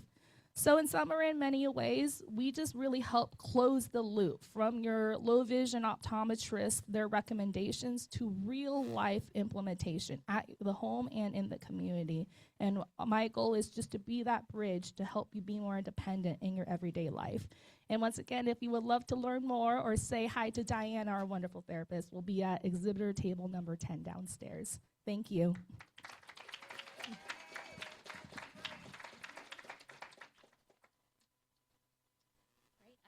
I'd like to next welcome Ms. Sherlyn Kelly for talking about her lived experience. Thank you. Hello, everyone. How are you today? You guys should give yourselves a hand because you made it today. You can move, you can talk, you can speak. Hey, you got a lot to be grateful for. One of the things I say is that sometimes your circumstances may change, but it doesn't mean your purpose has changed. See, life can actually shift on us. Sometimes we're actually looking at the world and everything is crystal clear. And then the next day, something happens, and guess what? It's not what it used to be. And sometimes I know for myself, I've been dealing with glaucoma. Sometimes you begin to think that, maybe I'm not able to be used as I used to be. I'm not able to do what I used to do, my function, everything. A lot of things have changed for me. And you can literally lose your identity based on what you see here. But this is not what causes your purpose. Your purpose is not based on what you can see. Your purpose is based on who you are and what you were created to bring into this world. And let me tell you, that will never change. So I'm here to tell you today to be encouraged because your purpose will never change. Even though you go to the doctor and you get a different diagnosis, all of those things are told, your pressure is different, but your purpose never changes. Can I get you to say your purpose never changes? See, your purpose is not tied to your physical ability. It's not dependent on how well you see. Now, even though you're not able to move the way you used to move, even though you may not be able to navigate the room the way you used to, purpose is deeper than any of that. Purpose is about who you are. Again, it's about what you were invented and created to do on this world today. Again, that will never change. So many of us, we've been dealing with eye issues. We've been dealing with things that are going on with our vision. And even though we've been dealing with that, you still have wisdom. You still have influence. You still have a voice. You still have a story. And none of that changes. So in the cases that what we've dealt with, like vision loss or glaucoma, some of those things that we had to deal with, it actually refined your purpose. Why has it refined your purpose? Because now you have a story, and your story is based on experience. It's not based on what somebody told you. It's not based on theory, but you have lived this thing. You are an overcomer. You've overcome so many obstacles, so many tests, so many trials. So now you're not just speaking about something that people overcome. You have literally overcome that thing. So give yourselves a hand for that. That alone, you deserve to give yourself a hand. My goodness. Here's where many people get stuck at. They get mission.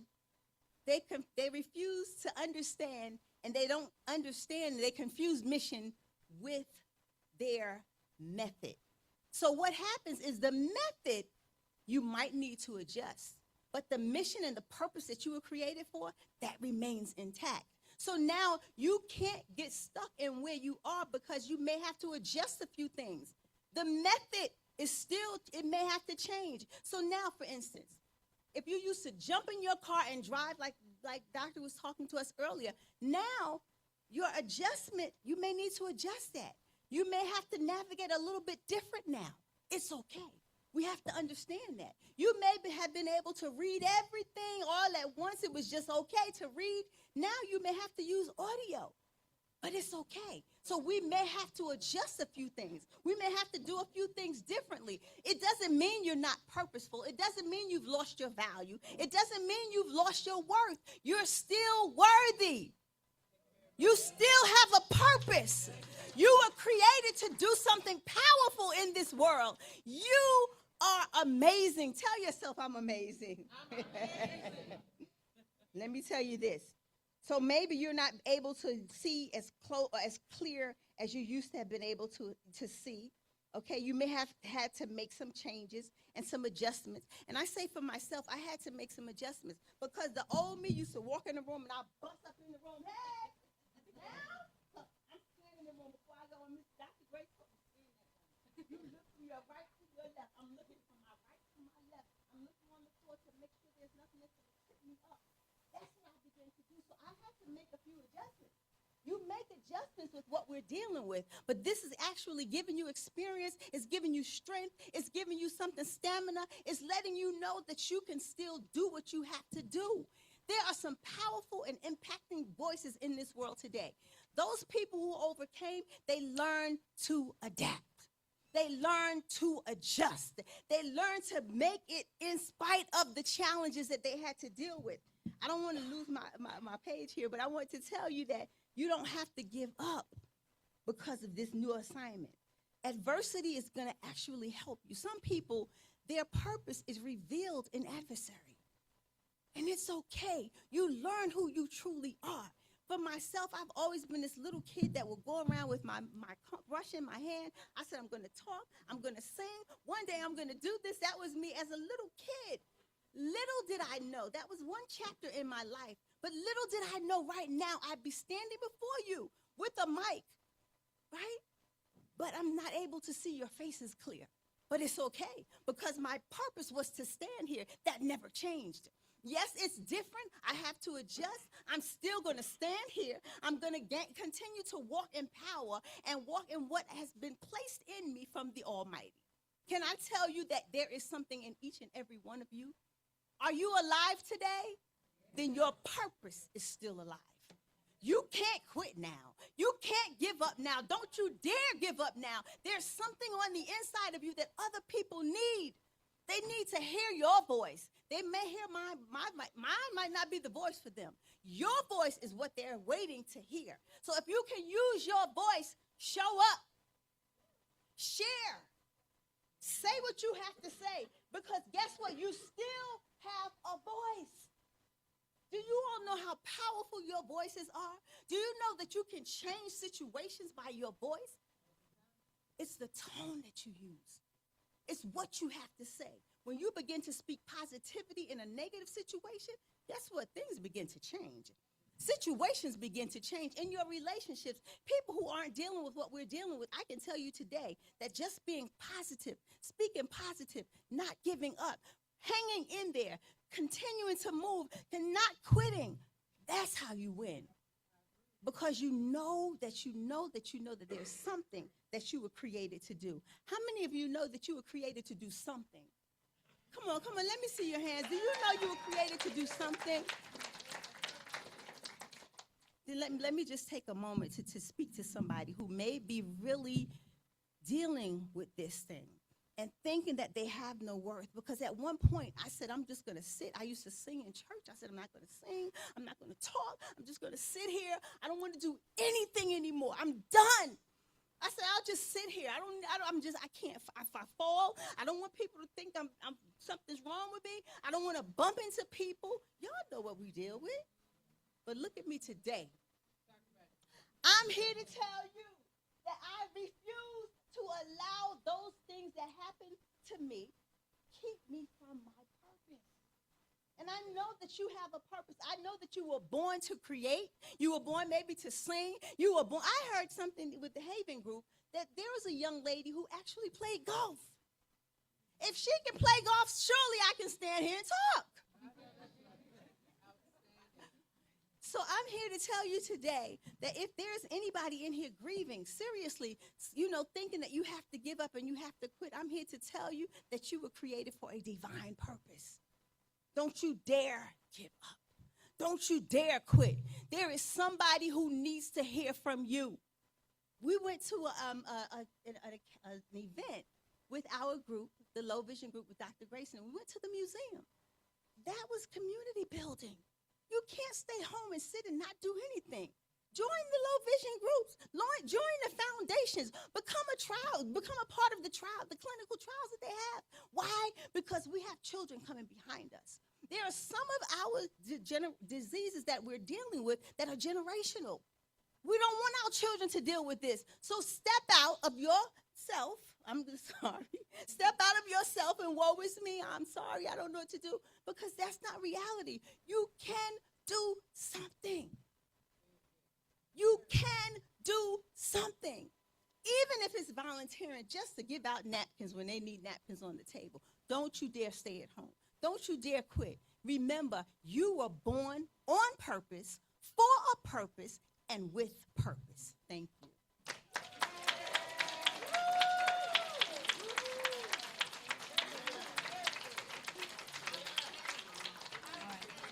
Thank you so much. I feel privileged to have heard that.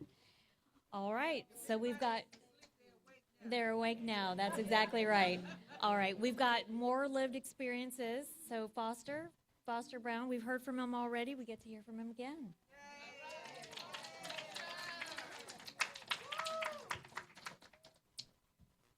All right. Well, Ron, we got our speaker for next year, so. So just go on, block your schedule, Shirley. You just go on, block it. Once we come up with the theme, we just going to send it to you. And you're going to be up here next year prophesying and encouraging everybody. No, that's what we need as a community, is to encourage and uplift one another, because my experience is a little different. For many of you, you have lost your vision or are currently losing your vision. So there's a process of grief that goes along with it. So the low vision, working as part of the low vision team, can help you deal with that grief that you're going through. Because anytime you lose any aspect of your life, that is a grief process. And you started something, Shirley, because I wasn't going to talk about this. But this is part of the process that they help deal with, because it's a grief process, right? Dr. Phillips, right? It's a grief process. You got to change. You got to adapt. It's not a death sentence. It's not a woe is me, I can't do anything. It's a reevaluation of your life, of your skills, of the things that you can do. And some of us have found out, hey, we're doing more now with low vision than we did when we was fully sighted. So the team helps you do that. The team with the support group, talking to one another, talking about our experiences, helps encourage one another. In church, we call that testimony. You're giving your testimony to encourage somebody else who's maybe just starting out at that level, or somebody that's already been there. Then the other part of it for me, I suffered vision loss at infancy. So I've been low vision all my life. So at 16, while my other friends are getting their driver's license, I can't get one, right? I can't get one. That's your first form of independence, right? You can get in the car, you can drive, you can go where you want to. I never had that. So for me, the low vision team helped me in a different aspect, saying, hey, you got these tools here. You got Zoom text.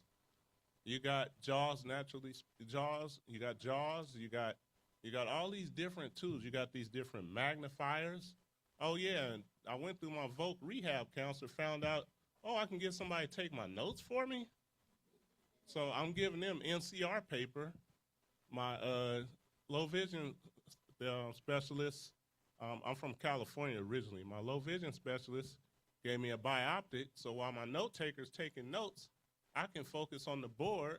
So when I get back home, then I can go over the notes, and now I've got the lecture twice. So now it's stuck in my head. So now when it's time to do the work, the homework, to take the test, I'm double prepared so I can do what I need to do. But I can't do that without the aid of getting the necessary tools that I need. And the low vision team helps you to get the tools that, like Dr. Chang said, are customized to you. The low vision doctor, the low vision specialist can give you the exact diagnosis of what your condition is and what things may be able to assist you. I had an appointment yesterday, matter of fact, and we're trying on some glasses so I can get me another pair of progressive lenses, because last year at a convention, I was in a restroom full of mirrors and ran into a mirror and broke my glasses. But guess what? That happens, right? It happens. I've seen people that sighted go smack dab in the glass door, so I don't feel bad. So, as especially for, and this for you young people, stay off your phone, because I've seen some of y'all fall over curves, bump corners. So it's like, I know you fully sighted, but you focused on the wrong thing. So I went to my low vision specialist yesterday, and Dr. Ayer's like, what can you see in the right? We're going to cover the left. What can you see in the right? How many lines can you go down?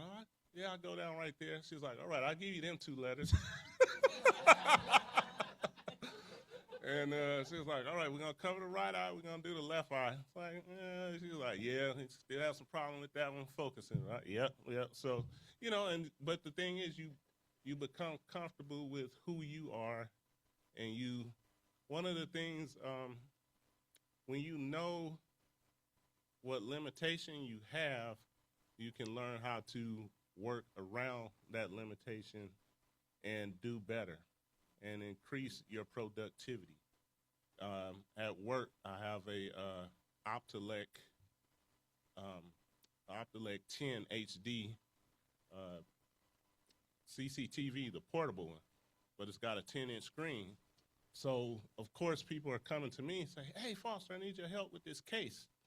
Okay, well, I don't want to be all up on their computer, looking all close on their screen, but if I have that device, I can stand behind them, zoom in on the computer screen. Oh, go to that page right there. Oh, let me see this screen right here. So I can do my job and still train, and I'm actually training them because of my 15 years in with my experience. So I have the tools that I need, and I practice with the tools. One of my mentors back in California, he said, you are your own best advocate. So you need to research and study for yourself to see what type of tools, what type of things might help you. So when you go for that low vision appointment, when you meet with your low vision specialist, when you meet with your occupational therapist, you won't be totally not knowing what's available to you. You can ask questions about certain things. Well, hey, I was looking at this. You think that might be, helpful to me? So you're part of the team. They're not telling you what to do. They're trying to help you so you can figure out what works best for you. I work for the federal government. When I got hired, the cubicle that I went to, I already had envisioned that cubicle. I had the cubicle set up already in my head before I got there. And that's because at my university, Cal State San Bernardino, I took a two-unit course, and it dealt with all of us that had multiple disabilities. And our final project was what would your workstation look like at work? So I graduated in '08. I started to work in 2010. In 2010, that project that I had, my final project, was the same exact, I kid you not, it was the same exact setup. I had never been in that office before. I had never been in the office. It was the same exact setup. I told the guy, hey, put the CCTV right there, put my computer right here. I want that monitor right there. I work with 2 monitors. One's connected to my CCTV, the other one's connected to my computer. And I used to use Zoom, but because when you work for the government, there's all types of security patches and everything like that. Zoom will crash on me most of the time. But fortunately, I can use Windows Magnifier, and so I'm zooming through screens. They be like, hey, Foster, can you show me how to do this? And I'm like, whoa, man. They like, can you slow down, man? I can't see your screen. But it's because I'm used to using the screen on full magnification. So what I do now is I'll pinch it down, and then I'll have it just enough magnification so I can see it, and so I can show them what to do and slow down, because so they can, I have to remember that they're not me, so they don't know how fast I work with what I do. But I wouldn't have been able to do all these things and still do all the things that I do if not for having been part of the team, having been not receiving services through Voc Rehabilitation. My counselor, which the reason why I was at the appointment yesterday is TWC are difficult to work with sometimes, but by the grace of God, I have a great counselor. And she said, anything you need, let me know. And so I got my authorization yesterday to go get my progressive lenses. Now that I got the prescription for that, then I'll go back to the doctor and then choose my frames and lenses and whatnot, and I'll have my glasses to have what I need. So in order for the system to work, you must work with the system. And remember, these services are, especially Voc Rehab services, these services are paid by our tax dollars. And so take advantage of whatever's available. Don't just get on it just to get on it. Get on it to do something. Do something to not only be productive in society, but as Sherilyn said, to achieve your purpose. What is your purpose? To achieve your purpose. I work with people every day. I enjoy serving people. My biggest problem is my coworkers. So, but thank you, and I hope you all are enjoying our event today.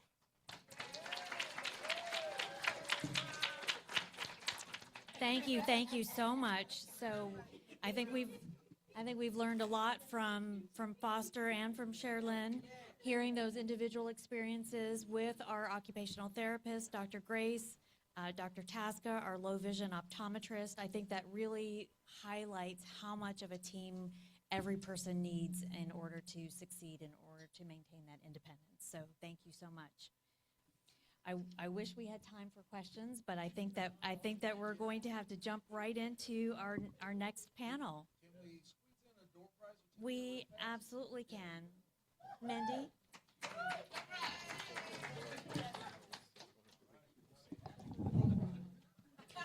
All right. Come on, Naomi.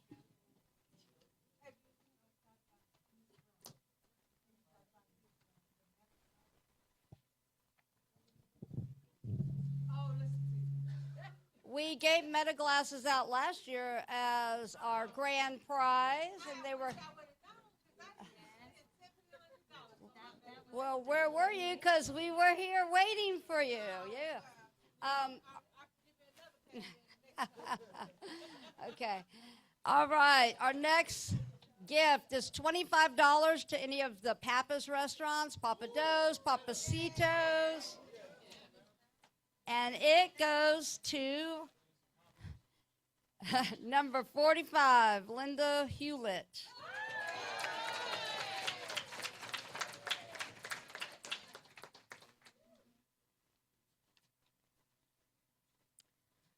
All right. Our next is donated by Crystal Vision, Ed Crystal, Mark Matthews, and it is Metro Lift bus tickets, and it goes to, I'm going to say this name wrong, and I apologize. Y'all shouldn't let me do the names.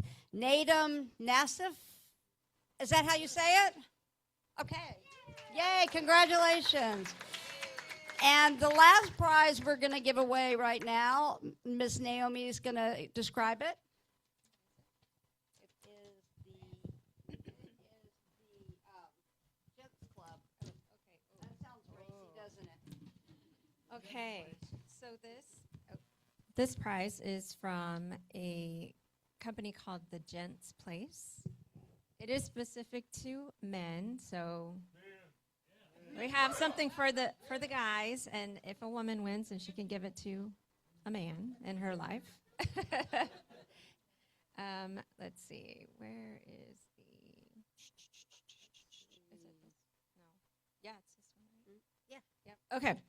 All right. There's a lot in this prize. So it is a 7-course VIP pass from the Gents Place, valued at $150. It is a barbershop on Washington Heights, and it's only valid there, sorry. So use your tickets to get there. This includes a beverage from their top shelf bar, a professional shoe shine service, a personal cut and style, an invigorating scalp massage, a face refresher treatment, a rejuvenating paraffin hand dip, and a back, shoulder, and arm massage. Good luck. And no, Austin does not win it. He's over here wanting it bad. All right, the winner is number 38, and that goes to Kelvin Hines.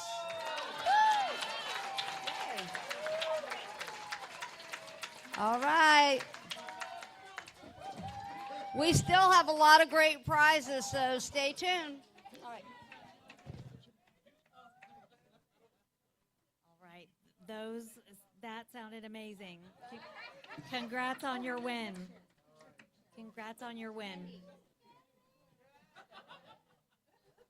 Okay, so we're going to move to our last panel. The future is here, AI and you. While artificial intelligence, or AI, is not new, the technology that makes this powerful tool function is regularly being updated and made to work in new and interesting ways. And the way it can enhance and enrich the lives of people who have lost some or all of their vision also continues to improve. For our next presentation, we have Ava Caruth and Raul Gallegos, two knowledgeable individuals to explain the latest advents in AI technologies. If I can have Ava and Raul come on up.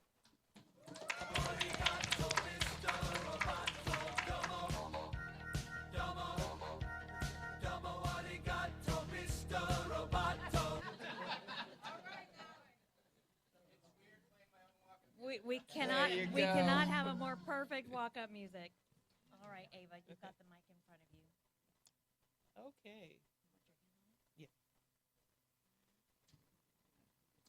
All right, so I'm Ava Caruth. Step back a little. Can make the mic do that, okay? Raul, you gonna do the history, or I can do a little bit of history. okay? Let you do the history, a little bit of the history. Okay. All right, perfect. Yeah, Dr. Modi was kind and offered a chair, but I've been sitting, so. All right. To my left. All right, there we go. All right. Hi, everybody. Okay, so instead of doing a Q&A, I just want people to shout out a number, okay? And this number is the year. When do you think AI was invented or came on the scene? Just give me an idea. What year?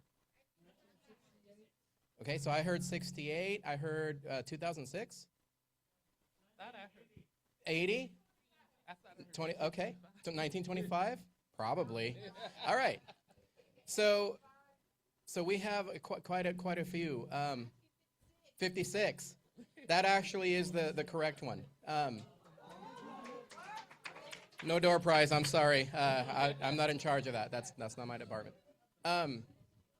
So if you've heard of HAL, right?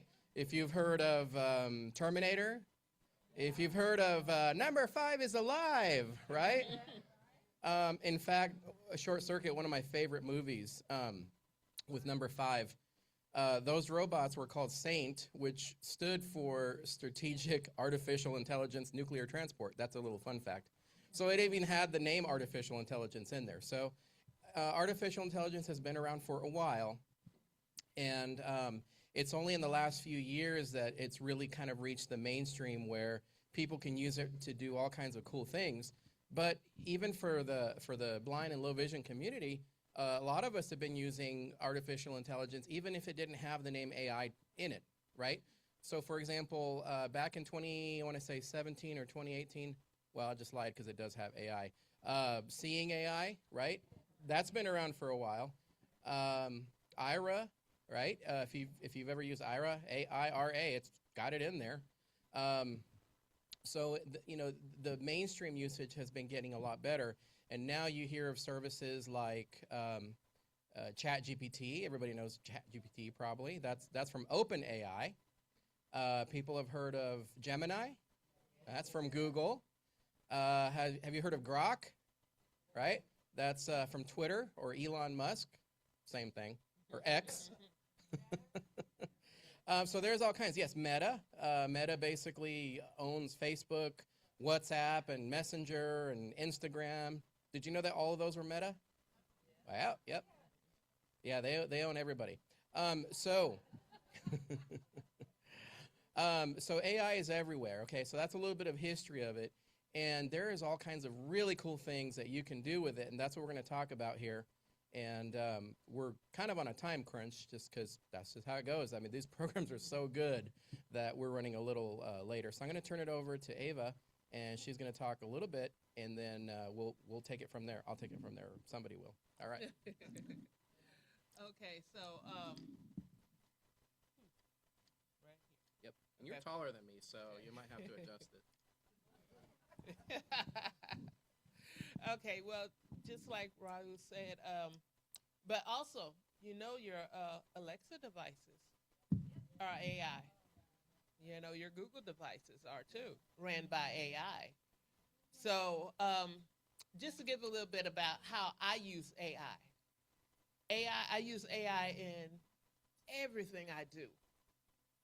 And I didn't really realize that until we got ready to do this presentation when I started looking at it.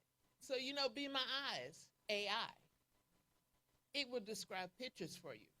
So now I can actually get text messages with pictures and go in and turn around and actually have it described to me.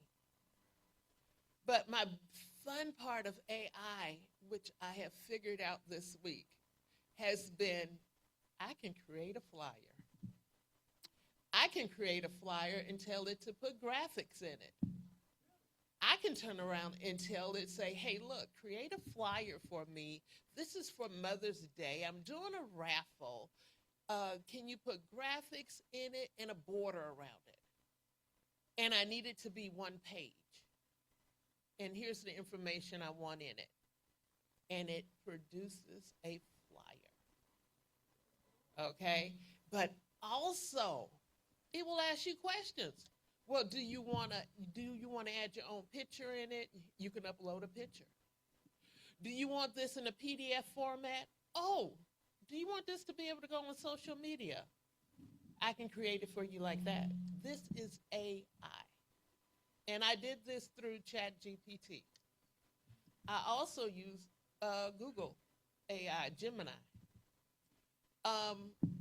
It works however you need it to work too, but you have to be creative in what you want. You could be as basic as you want when you ask for stuff. Like I can ask for I ask for recipes because I love to cook. So I go in and give it. Okay, look, I have 3 ingredients. Can you give me a simple recipe to do this?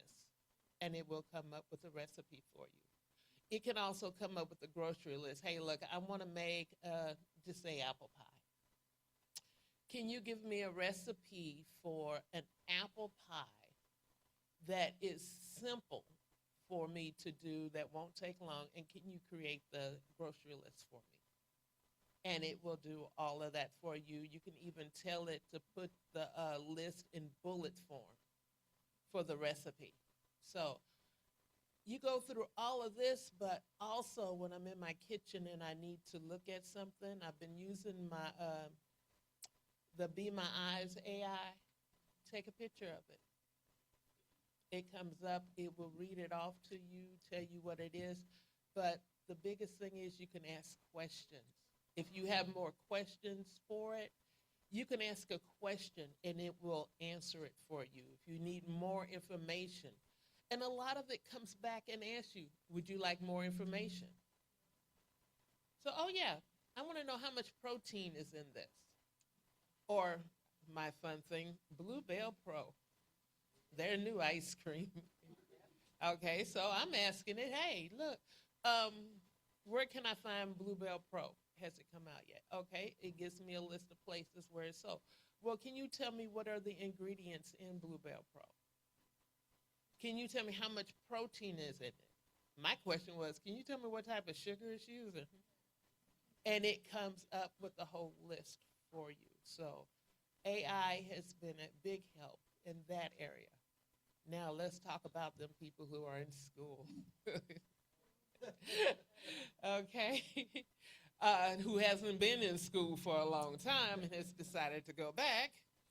And they tell you, oh yeah, and I want your reference list in APA style. 7, okay? And I'm like, oh my God. Last time I saw APA, I think it was 3. And now we're up to 7. So what I did was I took my list of books and material, whether it was from the internet where I got my information, I cited, and I put it in ChatGPT. Actually, I think I put it in Gemini first. And I said, can you create an APA 7 reference list and put the information in there? And it came up with my list in the right format that I needed it in. So, but I'm going to tell y'all, don't use this to go create a paper and turn it in. But it is, if you're having a hard time figuring out how to start your paper, you can ask it to create a paper for you, information, and it will come out with it. But the thing is, don't turn that in. Use it for what it is used for, information, because it can give you ideas on how to start your paper, what you need to do. And it will also give you good, if you have questions, I can tell you one thing, one question I did ask it, because I am in an abnormal psychology class, and it asked, I got to ask it, what are the signs for someone who's having suicidal thoughts? It came back and told me I cannot answer that. That is against, that's basically against the law and against mine to give you ideas on how to commit suicide. So, mind you, it does not, it is more of a pattern. It looks at how you're asking questions. This is not a human. This is really all technology. So it tracks how you ask questions to see what your interests are. So if you, once you're done with that and you need to ask something new, always create a new chat so you're not following your old thread. but also delete your history. Go back in and delete. Okay.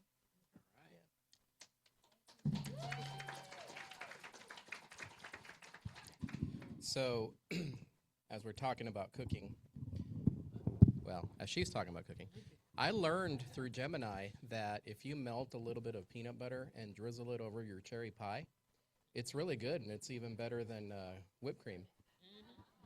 And so I asked it. I said, why is that good? Why would you suggest that? And Gemini basically said that because of the peanut butter and the cherry, it actually creates a counterpoint. I forgot how she worded it, but it was like a counterpoint that's not unlike peanut butter and jelly. So if you like peanut butter and jelly, chances are you'll like drizzled peanut butter over the cherry pie instead of ice cream or whatever. So I tried it. My wife thought I was weird. She didn't say it, but she thought it. And it was good. It was very good. So yes, in addition to cooking tips, I've had Gemini or ChatGPT help me find cocktail recipes. There's I discovered this bourgeois adult shake that's made with half and half and ice, but that's the only safe part of it. After that, it's a half ounce of dark rum, half ounce of white rum, half ounce of liqueur, half ounce of Bailey's, half ounce of Kahlua, and half ounce of vodka. Oh my gosh, that's called a bushwhacker. Jim, oh my gosh, like, I couldn't see straight.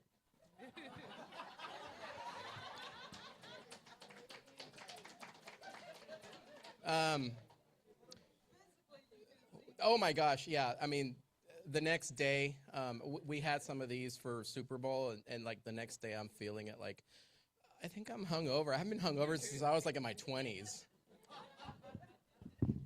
So anyway, so Gemini is my preferred one. I'm going to be honest with you. To me, I'm kind of a nonconformist. So, when people say screen reader, everybody says, JAWS this, JAWS that. I'm like, nah, NVDA. I like JAWS. JAWS is fine, but, I do NVDA.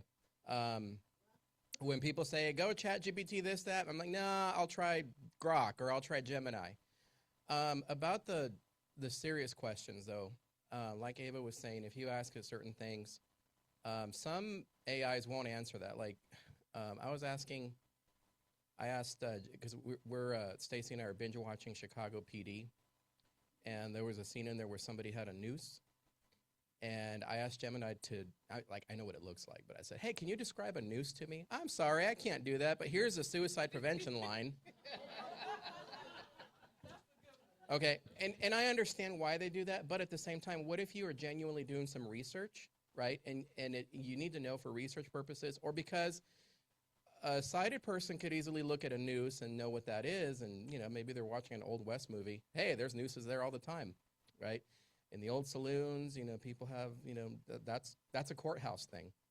But you want to know what one looks like, right? So you might have to choose a different artificial intelligence model. So there are some that are a little more open than others. There are some that do keep your history and some that don't. So, read the fine print. In fact, you can even take the terms of service about one AI and feed it to the other AI and say, hey, can you look at the terms of service and tell me about anything that I need to watch for? It'll tell you. My daughter's getting married, and when she and her husband-to-be picked the wedding venue place, they sent us the contract for us to look at. I looked at it. Yeah, it looked very contract-ish and all that. But I also fed it to like 3 different AIs to say, can you point out some of the weird things that stand out? And they all 3 said that in addition to their steep cancellation fees, they have a $2,000 fee and you lose your security deposit if you use confetti at your wedding. And my daughter's like, oh, we were planning on doing that. I'm like, don't.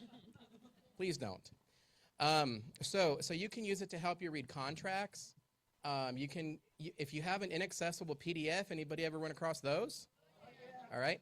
Yes, JAWS has the PDF converter. If you open a PDF in Google Docs or an Edge, it'll even do a decent job of it. But if you really want it to do a really cool job, just open ChatGPT or Gemini and say, here's this PDF. Please tell me what it says, or please recreate it verbatim. Somebody sent me recently a call list, and there was a nice picture of like 20 people, and I only needed their names and phone numbers. I didn't need anything else. So not only was the PDF useless to me, but it had a lot of information I didn't need. So I just fed it to Gemini, and I said, just please give me the names and phone numbers of this inaccessible PDF. And it said, sure, Raul, I'll do that. So, and it did. It was really cool. Gemini and a lot of these have what's called a live mode. Does anybody know about that? All right. I'm going to demonstrate it a little bit here. Let's see if I can make this work here. Enter passcode. Passcode field. No, I don't want to enter my passcode. I want to unlock. It says you're wearing glasses. I don't know who you are. All right, so I guess I'm stuck doing my passcode.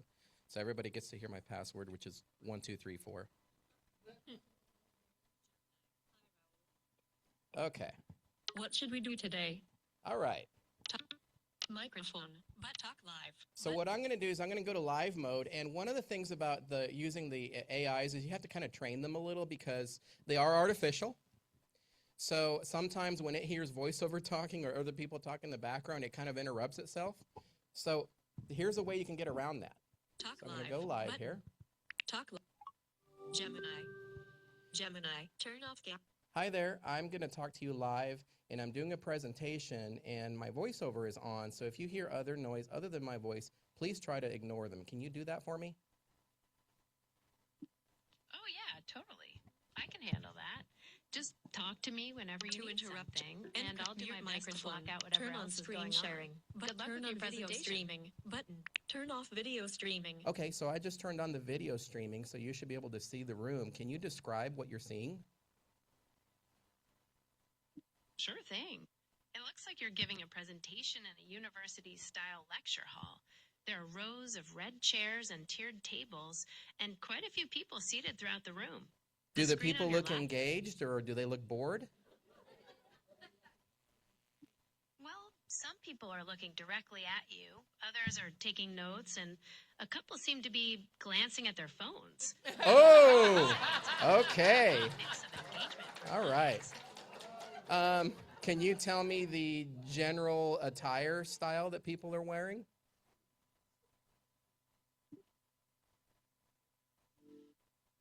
From what I can see, the crowd's dressed pretty casually. Lots of t-shirts, maybe sweaters or hoodies, and definitely some jeans. It looks like a typical university lecture hall audience. Does that line up with what you expected? It does. Thank you very much. And one last question. What can you tell me the most recent news that's newsworthy about the Artemis flight?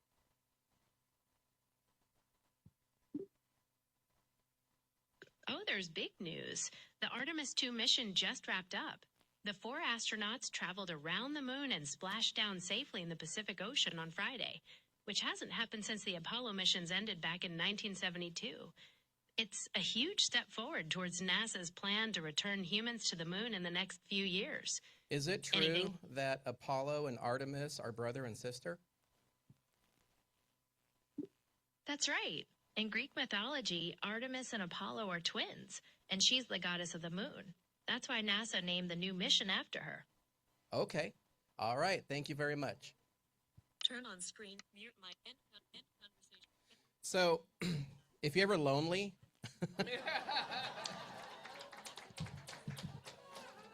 there are a lot of things that we can do with this. We could easily spend like a whole seminar on this, okay? I will say before I turn it over to Ava again so we can talk about some other stuff. One of the things that I like to do is I'm a huge fan of epic fantasy stuff like the Wheel of Time series, A Song of Ice and Fire, the Lord of the Rings, and I love my wife, but if I want to have a really deep conversation like, what do you think Frodo was thinking when he was walking up that road and blah, blah, blah, she's like, I have no clue what you're talking about. But I can ask Gemini. I can say, here's my thought process on this part of the book. Can you give me, what your thoughts are and if there's any foreshadowing for 5 books later? And she does it. Every now and then I can get the AI to do what's called hallucinating. And so you want to be careful with that. So you really want to test it at first with things that you really do know. Stacy's texting me, so somebody told her what I just said. I'm in trouble. So hallucinating is when you're talking about apples and all of a sudden you think you're talking about Apple the fruit and it starts talking about Apple the company for no apparent reason. So if you notice that the conversation is really going out of whack, that's where, like what Ava was saying, be sure every time you start a brand new thread, and that way it'll help to not confuse it. All right? All right, so I'm going to turn it over to her, and she's going to talk to you a little more about stuff.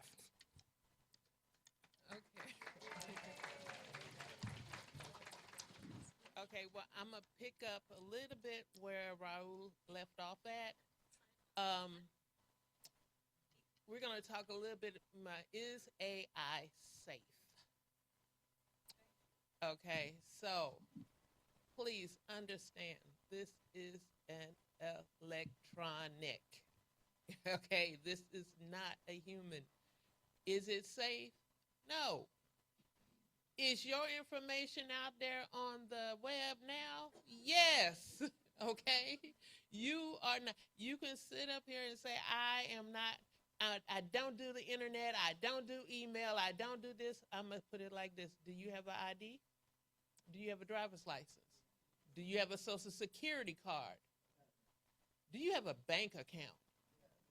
You're on the web. You ever walk into Walmart? Yeah.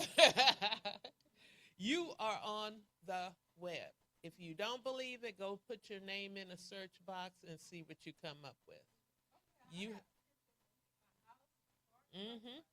If you have a birth certificate, you are on the web. So AI, be careful with the information you put in there, okay? I wouldn't put my social security number in there, okay? Nor my bank account. But be careful with the information that you're sharing with it, because anything is hackable, and we have enough expert hackers out in this country and the world. So you guard your information, okay? And be mindful, because you can always look at your information and you can tell if somebody's been messing with it, okay? If all of a sudden you get on your credit report that you just bought a car and you know you don't drive, you already know, okay? You need to check that out. But AI is, it's a wonderful tool to use. But like I say, the first thing is privacy. You have to guard your stuff, okay? And like Raul said, go read the terms. Read those terms, okay? Don't just glance over them, check off. Oh, I already know, yeah, check this off. No, read it, because there are information in there, and all of them are not the same. And, you know, everybody got that, you know, that little fine print at the bottom, okay? This is where that will help. But the other thing about AI is taking over jobs. So it is. But however, just like computers came in and computers took over, you got to learn it. If you are working, I would make it a mission to learn and understand, especially if you're on a job, because that will help you, one, may get you a promotion, okay? It may get you a little bit more responsibility. If you know AI, they may come to you and say, oh, well, hey, wait a minute, you know this. Can you help us do this? Can you help us set this up for our company? Because a lot of companies are going, AI is getting into the business world. So, yeah, it's taking over jobs, but guess what? They still need someone to run it. So that's the other thing. But the biggest thing is AI is not always right. So like Raul said, you need to look at what it's giving you, because a lot of people are out there putting out false information, false videos, you know, political people are using AI. So you really have to research the information that you're getting and that you're looking for. So make sure you know what you're looking for. I put a question in and gave it some, like 5 choices. Okay. And it came back because, let me see if I get the question right. What is it called when they're changing district lines for political reasons? Okay. And that's just a summary of what the question was. Cheating? Okay. Well, the choices was redistricting, reproportion, political gerrymandering, okay? And I forgot the other one. But guess which one it came up with? Redistricting. And I went in and I asked it, I said, okay, why is this redistricting and not political gerrymandering? And it came back and said, it could be.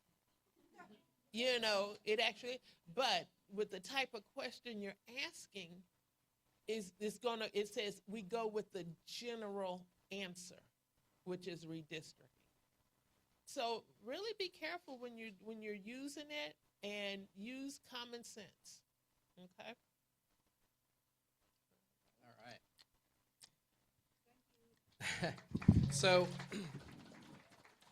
I do want to talk about a couple of other concepts, but I do want to take some time to answer some questions. Here's how we're going to do it. If you raise your hand, it's going to get tired, so don't bother. So if you have a question, say your name, and we'll bring a microphone out to you. We've got a microphone runner or two, and that way you can speak your question into the microphone, because we are recording this on Zoom. Ron mentioned that very early on, but I don't know if everybody remembers, and so that way our Zoom folks can hear the questions. So anyone have a question? Harrison. All right, let's get a mic to you. And if I don't know the answer, I'll just ask AI.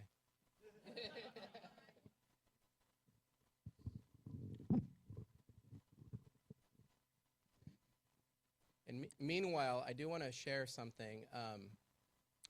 One of the AIs that keeps all the chat history on your local computer without keeping it on their servers is called Venice. Venice AI is one of the more open ones that are out there.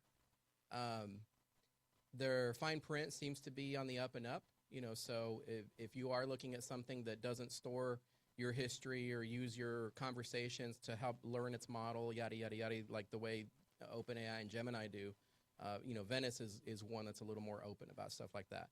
That one will tell you what a noose looks like without, you know, thinking that it's a suicidal thing. Venice is, I think it's VENACE.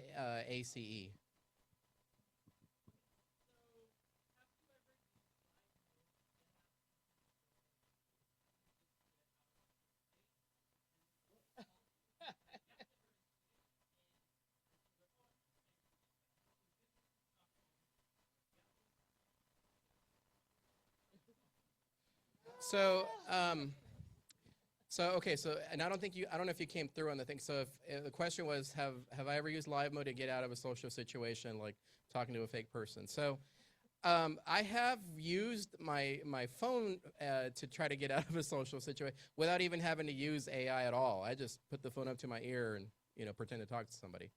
But yeah, you can use it for all kinds of stuff.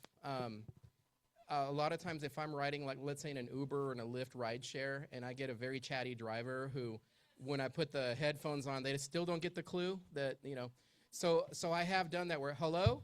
Oh, hi, how's it going? Nice to hear from you. But I'm not really using AI for that. I'm just talking, you know, into my phone, you know. So save yourself the extra. Don't even bother with the AI for that. Other questions? Jose. All right, let's get a microphone to you. Just a quick tip for them ladies out there. If you don't want the female voice, go under Gemini settings and you can get you a male voice. Yep. There's all kinds. Good morning. Hey. Hey. What's your question? How do you know whether you need to or not pay for the versions? I hear the pro version. I get a lot from the free version, but I've always wondered, what do you get with the paid versions of the AI tools? So I'll answer that, and then if you want to add to that, go ahead. you get more APIs. So every time you use an artificial intelligence engine, it uses what are called APIs. And without getting into too many technical terms, it basically, think of it like tokens. Like every time that you use it, it uses up tokens, so that they're giving you part of their system and you're using resources. So if you're using it to create videos or create pictures or do like deep research, then that's using up more tokens. And so the free ones will have a limit of, so many tokens or so many queries per hour. And if you're constantly running into that, then you might want to consider, getting a paid version. If you want to get, again, back to the whole picture, video creation, get something that's really detailed or really, difficult to create, then the free one may not be enough because there's just not enough of the tokens or power for it to do.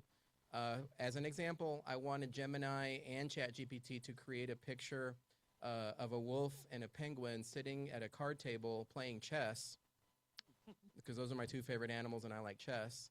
And it did it sort of okay, but I wanted it so that the players, the chess pieces had little wolf heads or penguin heads on it, and it couldn't do that. And in the end, it was the paid version that I would have to go through to get that done. So it just depends on how deep you want that to be, how detailed. Yes. Did you Hi, have something Raul. else? I'm newer. I don't know if you remember me, but you helped train me in JAWS a while ago in my office. And I have a quick question about ChatGPT specifically. I don't use any of the other ones just yet, but I'm wondering which one works best with VoiceOver, because with ChatGPT, and I'm using VoiceOver, and I'm trying to scroll through, it reads it all in one big chunk. It doesn't allow me to read, if I just want to go to piecemeal it and go to one part of the answer. Do one of the other AIs do better with VoiceOver? Yeah, so really most of them are accessible, but what you have to do sometimes with VoiceOver or even with TalkBack on Android is switch your rotor to read by line, and that way when you flick down to read by line, it should do that. Although, to be fair, I've had the most trouble with ChatGPT. Gemini does pretty decent. Grok does pretty decent. One that I really like a lot, especially for work, is called Perplexity. Perplexity is one, and they usually will do deals where you can get, and this kind of goes on what Jose was asking about the paid version. Perplexity had a deal with Uber a while back where if you were an Uber One member, you got Perplexity free for a year, the pro version. I recently saw one that if you link your PayPal account with Perplexity, you get it for free for a year. So there's some deals out there. Get Perplexity and ask it, hey, what are some deals where I can get your pro version for free, and it'll tell you. So Perplexity is really good for those professional stuff. Also, you can do the app version like on your phone, but also if you do the website, sometimes a website's easier. And so, for example, if you're a JAWS user, they have specifically made hotkeys to make ChatGPT and Gemini work a little better through the website version of the app. And a lot of times I use the web version more so than I use the one on my phone.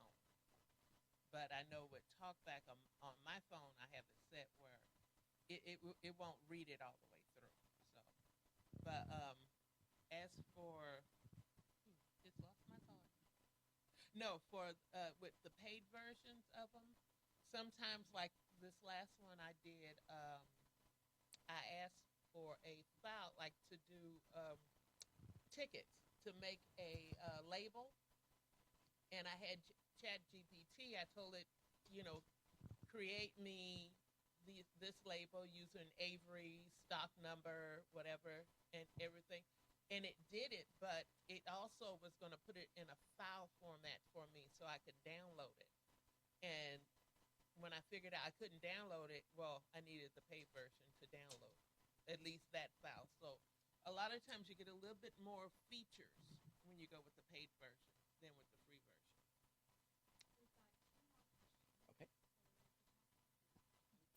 Okay. My name is Mary Lively, and I'm part of the OIB, which is Older Individual for the Blind. And my case manager, Kiana Shagwa, she's out here somewhere, and I want to give thanks to her for helping me be more than I could have been. And I have a question. A couple of months ago, I was having a situation, and my granddaughter came over, and she she's 30, and she's very, well, you know how the 30-year-olds are. Now they know that phone, but she asked me to tell her what the situation was. I explained it to her in a very few words, and then in a matter of minutes, she went into this program, and that's what I want to see what program that was, that came out with a professionally written letter highlighting everything I had told her, but in letter form. Do you know what program that could have been, or can you enlighten me as to which program I could do that on my own volition? Okay.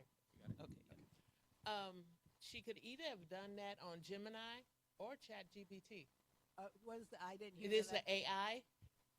It's one of the AI programs, Gemini, or even ChatGPT. You can go in and say, create a professional letter, and then put with the following information and put the information in there. You don't even have to spell it out all the way, even if you just did it in note form, and hit enter, and it will come back with a very professional letter for you. Okay. Created, yes. See? Thank you. One more? Okay, because I had some one last demo to do. All right, so we have time for one more question. Yes. Okay. Have you ever played with code development, program development using AI? Yes, and that actually touches on what I was about to talk about here. So I think everybody may have heard of the phrase, you teach somebody to fish rather than give them a fish. All right? So basically what that means is if you learn how to do something for yourself rather than somebody handing you the finished product or project, you'll be a much more fulfilled person, right? Because then you can do it for yourself later so that, when that person who gave you the fish isn't around or they no longer eat fish, then you can still get your own. Like, haha, I can fish myself. So as an example, these QR codes that we're offering through the pages or whatever, I could have probably had an AI create the sheet for me and create the code and do all that stuff. But instead, I asked it, can you please give me the directions on how can I do, what are some really cool methods to create QR codes for an event? I even gave it the HAVIN website and the program link and the exhibitor link and all that. And it gave me like 3 different options where I could do either the tent fold, which is what we ended up with, or we could do print them on like 4x6 cards, and it would give me information on how I can format the document. So I basically asked it, show me how to do that. And it gave me step by step, and it was already the things that I knew how to do in Microsoft Word, but I just wasn't thinking about those steps like, oh yeah, that makes sense. So by it giving me those steps, I went and checked those steps, and it made sense, and it made sure, like for example, turn the thing to landscape so that when they print, they're correct. And, looking at the sheets now, I'm like, okay, I could have made some improvements on some stuff, like on the alignment, but they work. You can take your phone and you can scan the QR code, and, you can see the little dragon on the thing. It's like, it's a Google thing, whatever. So it works. And with programming, I've done the same thing. So, I'm what I would call a, developer, just more of a hobby kind of thing. Like I don't really write code unless I really need to do something for myself. But what I do is sometimes if I have an idea or if I write develop a program, I can have an AI do a check for me to see, why is this failing? Or I can say, hey, I wrote some code to do this. Can you find a more efficient way to do this code, or can you show me how this is done? Like if I did something in JavaScript, what if I wanted to use Python to do the same thing? Can you give me some examples? So you can have it either generate code or generate examples of how to do stuff so that you can do it yourself, or you can have it write the program for you. But the thing is again, it's not a real person, and you know what you want, but you might not express that in the way that the language model understands. And so what you want and what it generates might not match. So that's why it's important that if you do have it generate anything for you, whether it's code for a program, or whether it's a recipe, or whether it's whatever, use your own human logic to make sure it's not taking you stray somewhere, or it's something that could be potentially dangerous or harmful or whatever. Because again, as nice as these things are, they're just not a real person. All right. So a couple of accessories that you can use with your AI. So I think people have all heard of Meta glasses, right? So Meta has like the Ray-Ban and now Oakley teamed up with Meta, and so if you are 20 or 30 and you want to wear Oakleys, you can do that. I think Oakleys are great, but I'm past those years wearing Oakleys. So there's those, and there's a lot of them out there. There's Envision, thank you, the Envision glasses. Now the thing about Envision glasses is they kind of make you look like a Borg. And if you don't know Star Trek, then that won't make any sense to you. But it kind of makes you look like a cybernetic thing, the way the arm is and the lens and all that. Yeah, you've been assimilated, exactly. Some of them, when Google did their Google Glass, oh, they looked funky. Camera on the side that kind of looked like a cybernetic arm, and I mean, it was just, whatever. So Ray-Ban and, and Oakley, did it right because they're building in the smart glasses into just your regular mainstream glasses. So there are other companies, though, like, for example, the ones I'm wearing today is by a company called Agiga, which is an acronym for something that I can't remember. But they're called EchoVision.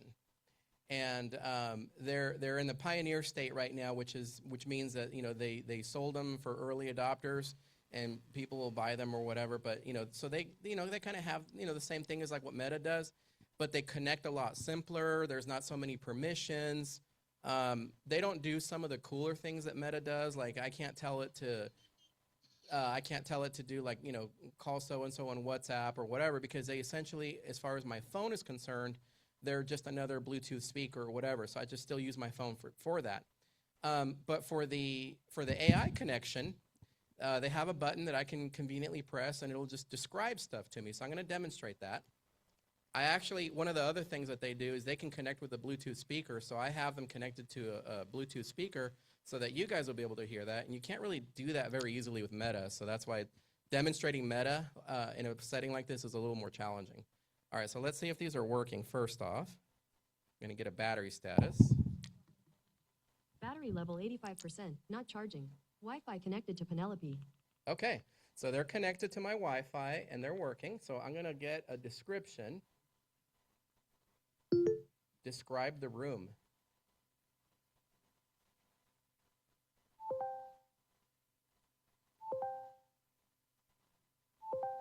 A large lecture hall with tiered rows of desks and red chairs. The ceiling has multiple rectangular fluorescent lights. 2 desks in the front row have reserved signs. A large monitor hangs from the ceiling displaying a blue abstract image. Many people are seated, facing the front. Do the people look bored? A large classroom or lecture hall filled with many seated people facing the front. 2 desks in front have reserved signs.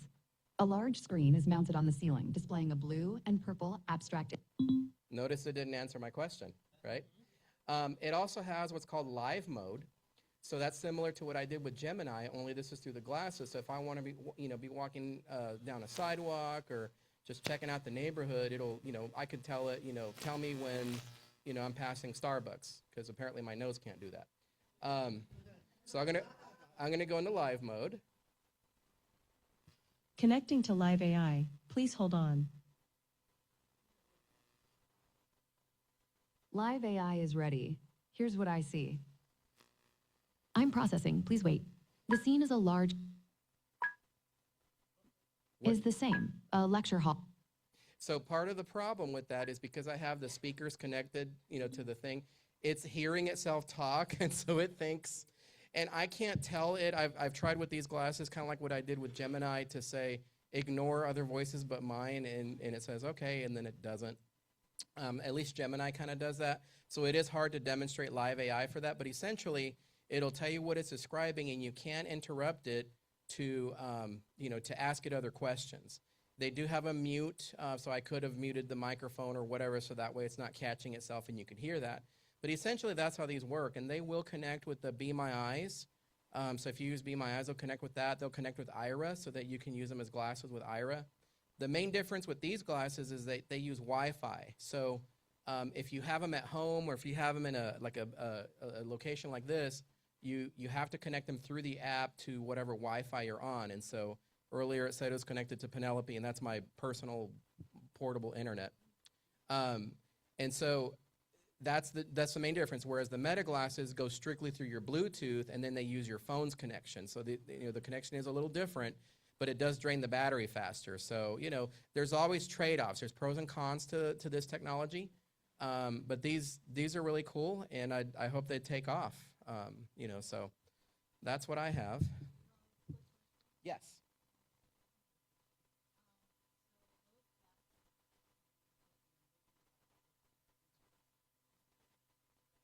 Yes.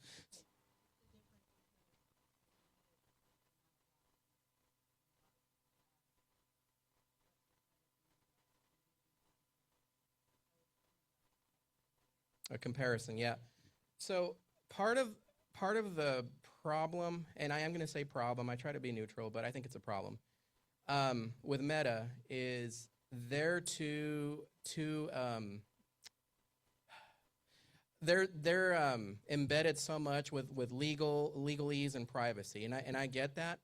It's kind of funny because they talk about how they protect your privacy, they do this, that, and the other, but yet they're teamed up with Facebook and WhatsApp and all that, and I'm like, okay. So I have to give Meta all these permissions just to make a phone call, and I could be talking about mushroom pizza on my phone call, and then I go home and I see mushroom pizza ads on my Facebook. Okay, how did it get from one place to the other, right? And that's because of that whole app sharing information.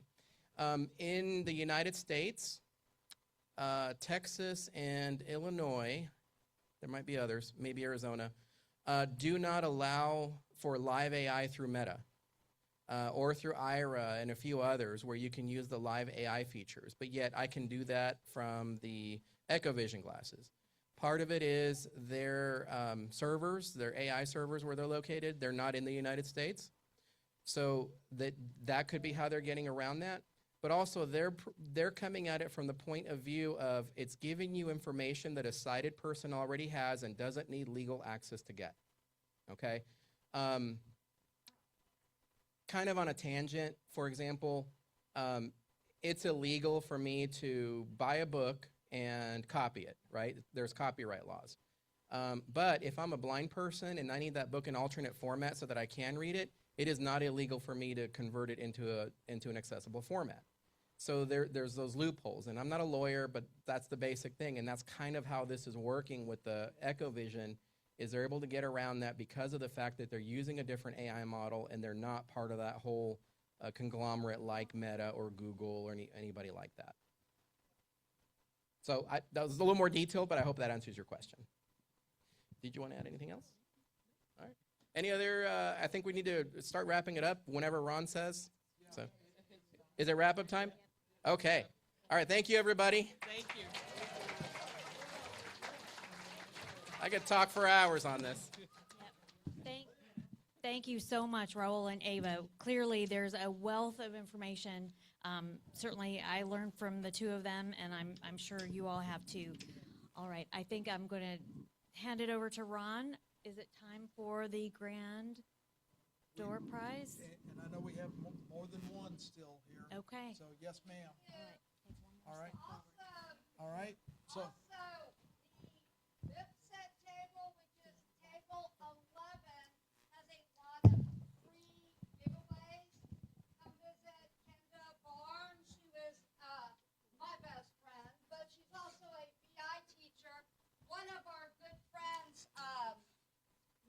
Gave us a ton of stuff, including a talking scale that I don't want anywhere near me. But let me all know I want it. But so please come by there. Everything is free. There's lots of craft things, lots of children's things, lots of adults things. Craft. Yeah. Okay. All right. I need. Where is my cohort? Okay. Naomi.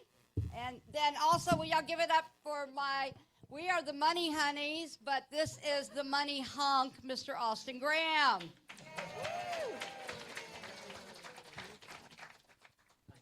All right. So we have 4 gift cards, and then we have Naomi is going to describe the last 2 fantastic presents. They must be in the room? Yes. Okay, you must be in the room. So if you're not, then stick around because, I mean, you all know what I'm saying. At the White Cane Day, we went through like 10 names to give the grand prize away, and that is the truth. Okay, the Business Professional Network gave us a $25 gift card to Five Below. All right, and that goes to Mr. Michael Garrett. Is he in here? I don't see him. Michael not in here. He's gone? Right. Okay. All right. So the next contestant is O.C. Riley. There you are. O.C. She's one of the So those aren't meta glasses, but hopefully those will. Yeah, no, those will work. Five Below. Okay. The Chick-fil-A is a $25 gift card, and it goes to Harrison, and last name I think is 2TU. Are you here? Awesome.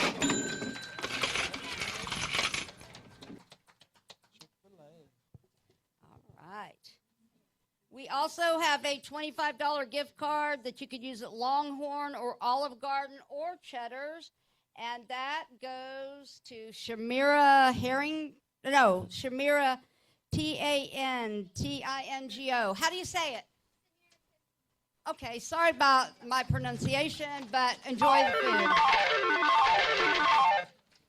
All right, the next gift card that we have is $50 to P.F. Chang's. Woo, I know I love it if y'all want to take me. It goes to Judith Phillips. Okay, and she's right there. Okay, give it to Bert. Give it to Bert. Okay. All right. All right. The last 2 door prizes are our grand prize is the Rockets ball, but the first one I'm going to give to Naomi to tell us about it. It is amazing entertainment prize.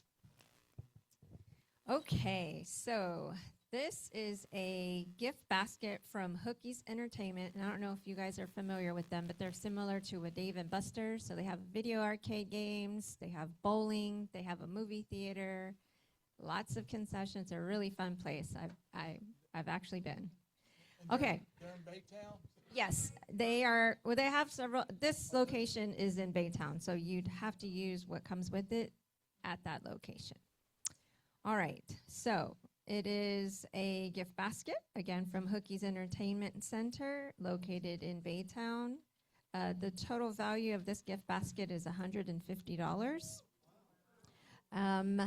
This basket had, we went through everything that they have at the venue, but the items that are included are 2 decks of playing cards, a bag of Big Chew Nerds. Oh my gosh, those are yummy.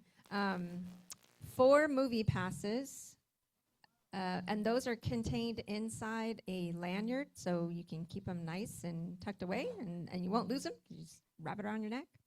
And then it also has a 4 game cards, and each game card is valued at $25. You got $100 worth of playing games. Wow. Okay, I didn't realize all this was in here. Okay. Let's see, what else is in this? Oh, okay, yep. And then you're going to get another bag of candy, of Airheads. And then all this is packed in a very cute little popcorn bucket,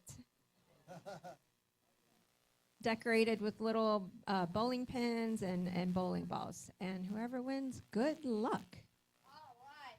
Siri, give me a number between 1 and 69. Okay.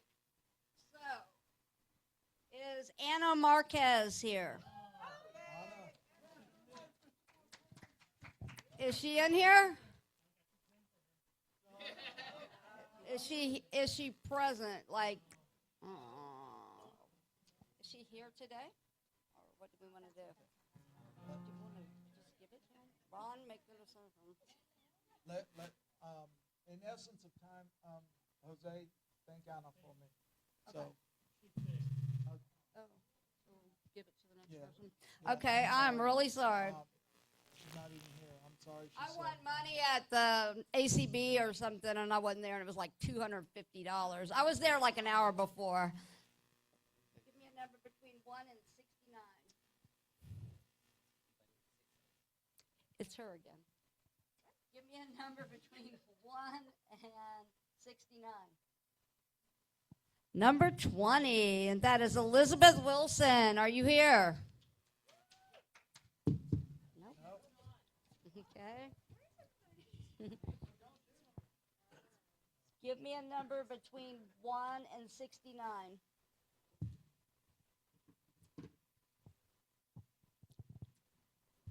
$54. Let's see. That is Misty Malone. Are you here? Yay! All right. Woohoo! Okay, our grand prize is a Rockets basketball. Miss Naomi will tell you all about it. Okay, everybody. So, I don't know the price value of this basketball. It's priceless. Yes, it is absolutely priceless.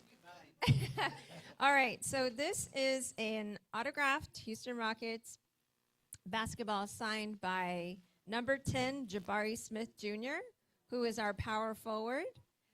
This basketball comes in a very lovely Houston Rockets branded gift bag, so it is reusable. It's a black matte bag with a Houston Rockets red logo with some red tissue, and good luck. All right. Yeah, drum roll.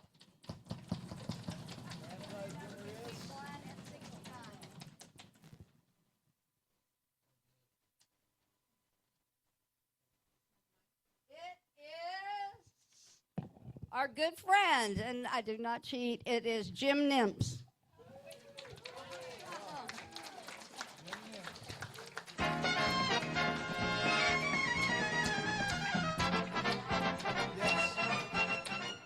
All right. So we have run over our planned time on the program today, and I want to say thank you for your patience on that. I hope it's been an educational day, a day of community, a day of sharing, a day of bringing unity in the community. And we are serving lunch. The exhibit hall is open. Please, if you'd like to eat in here, then go to the exhibit hall. It's open till 2 p.m. So thank you for coming today, and we're hoping to see you for year number 16. Thank you all so much.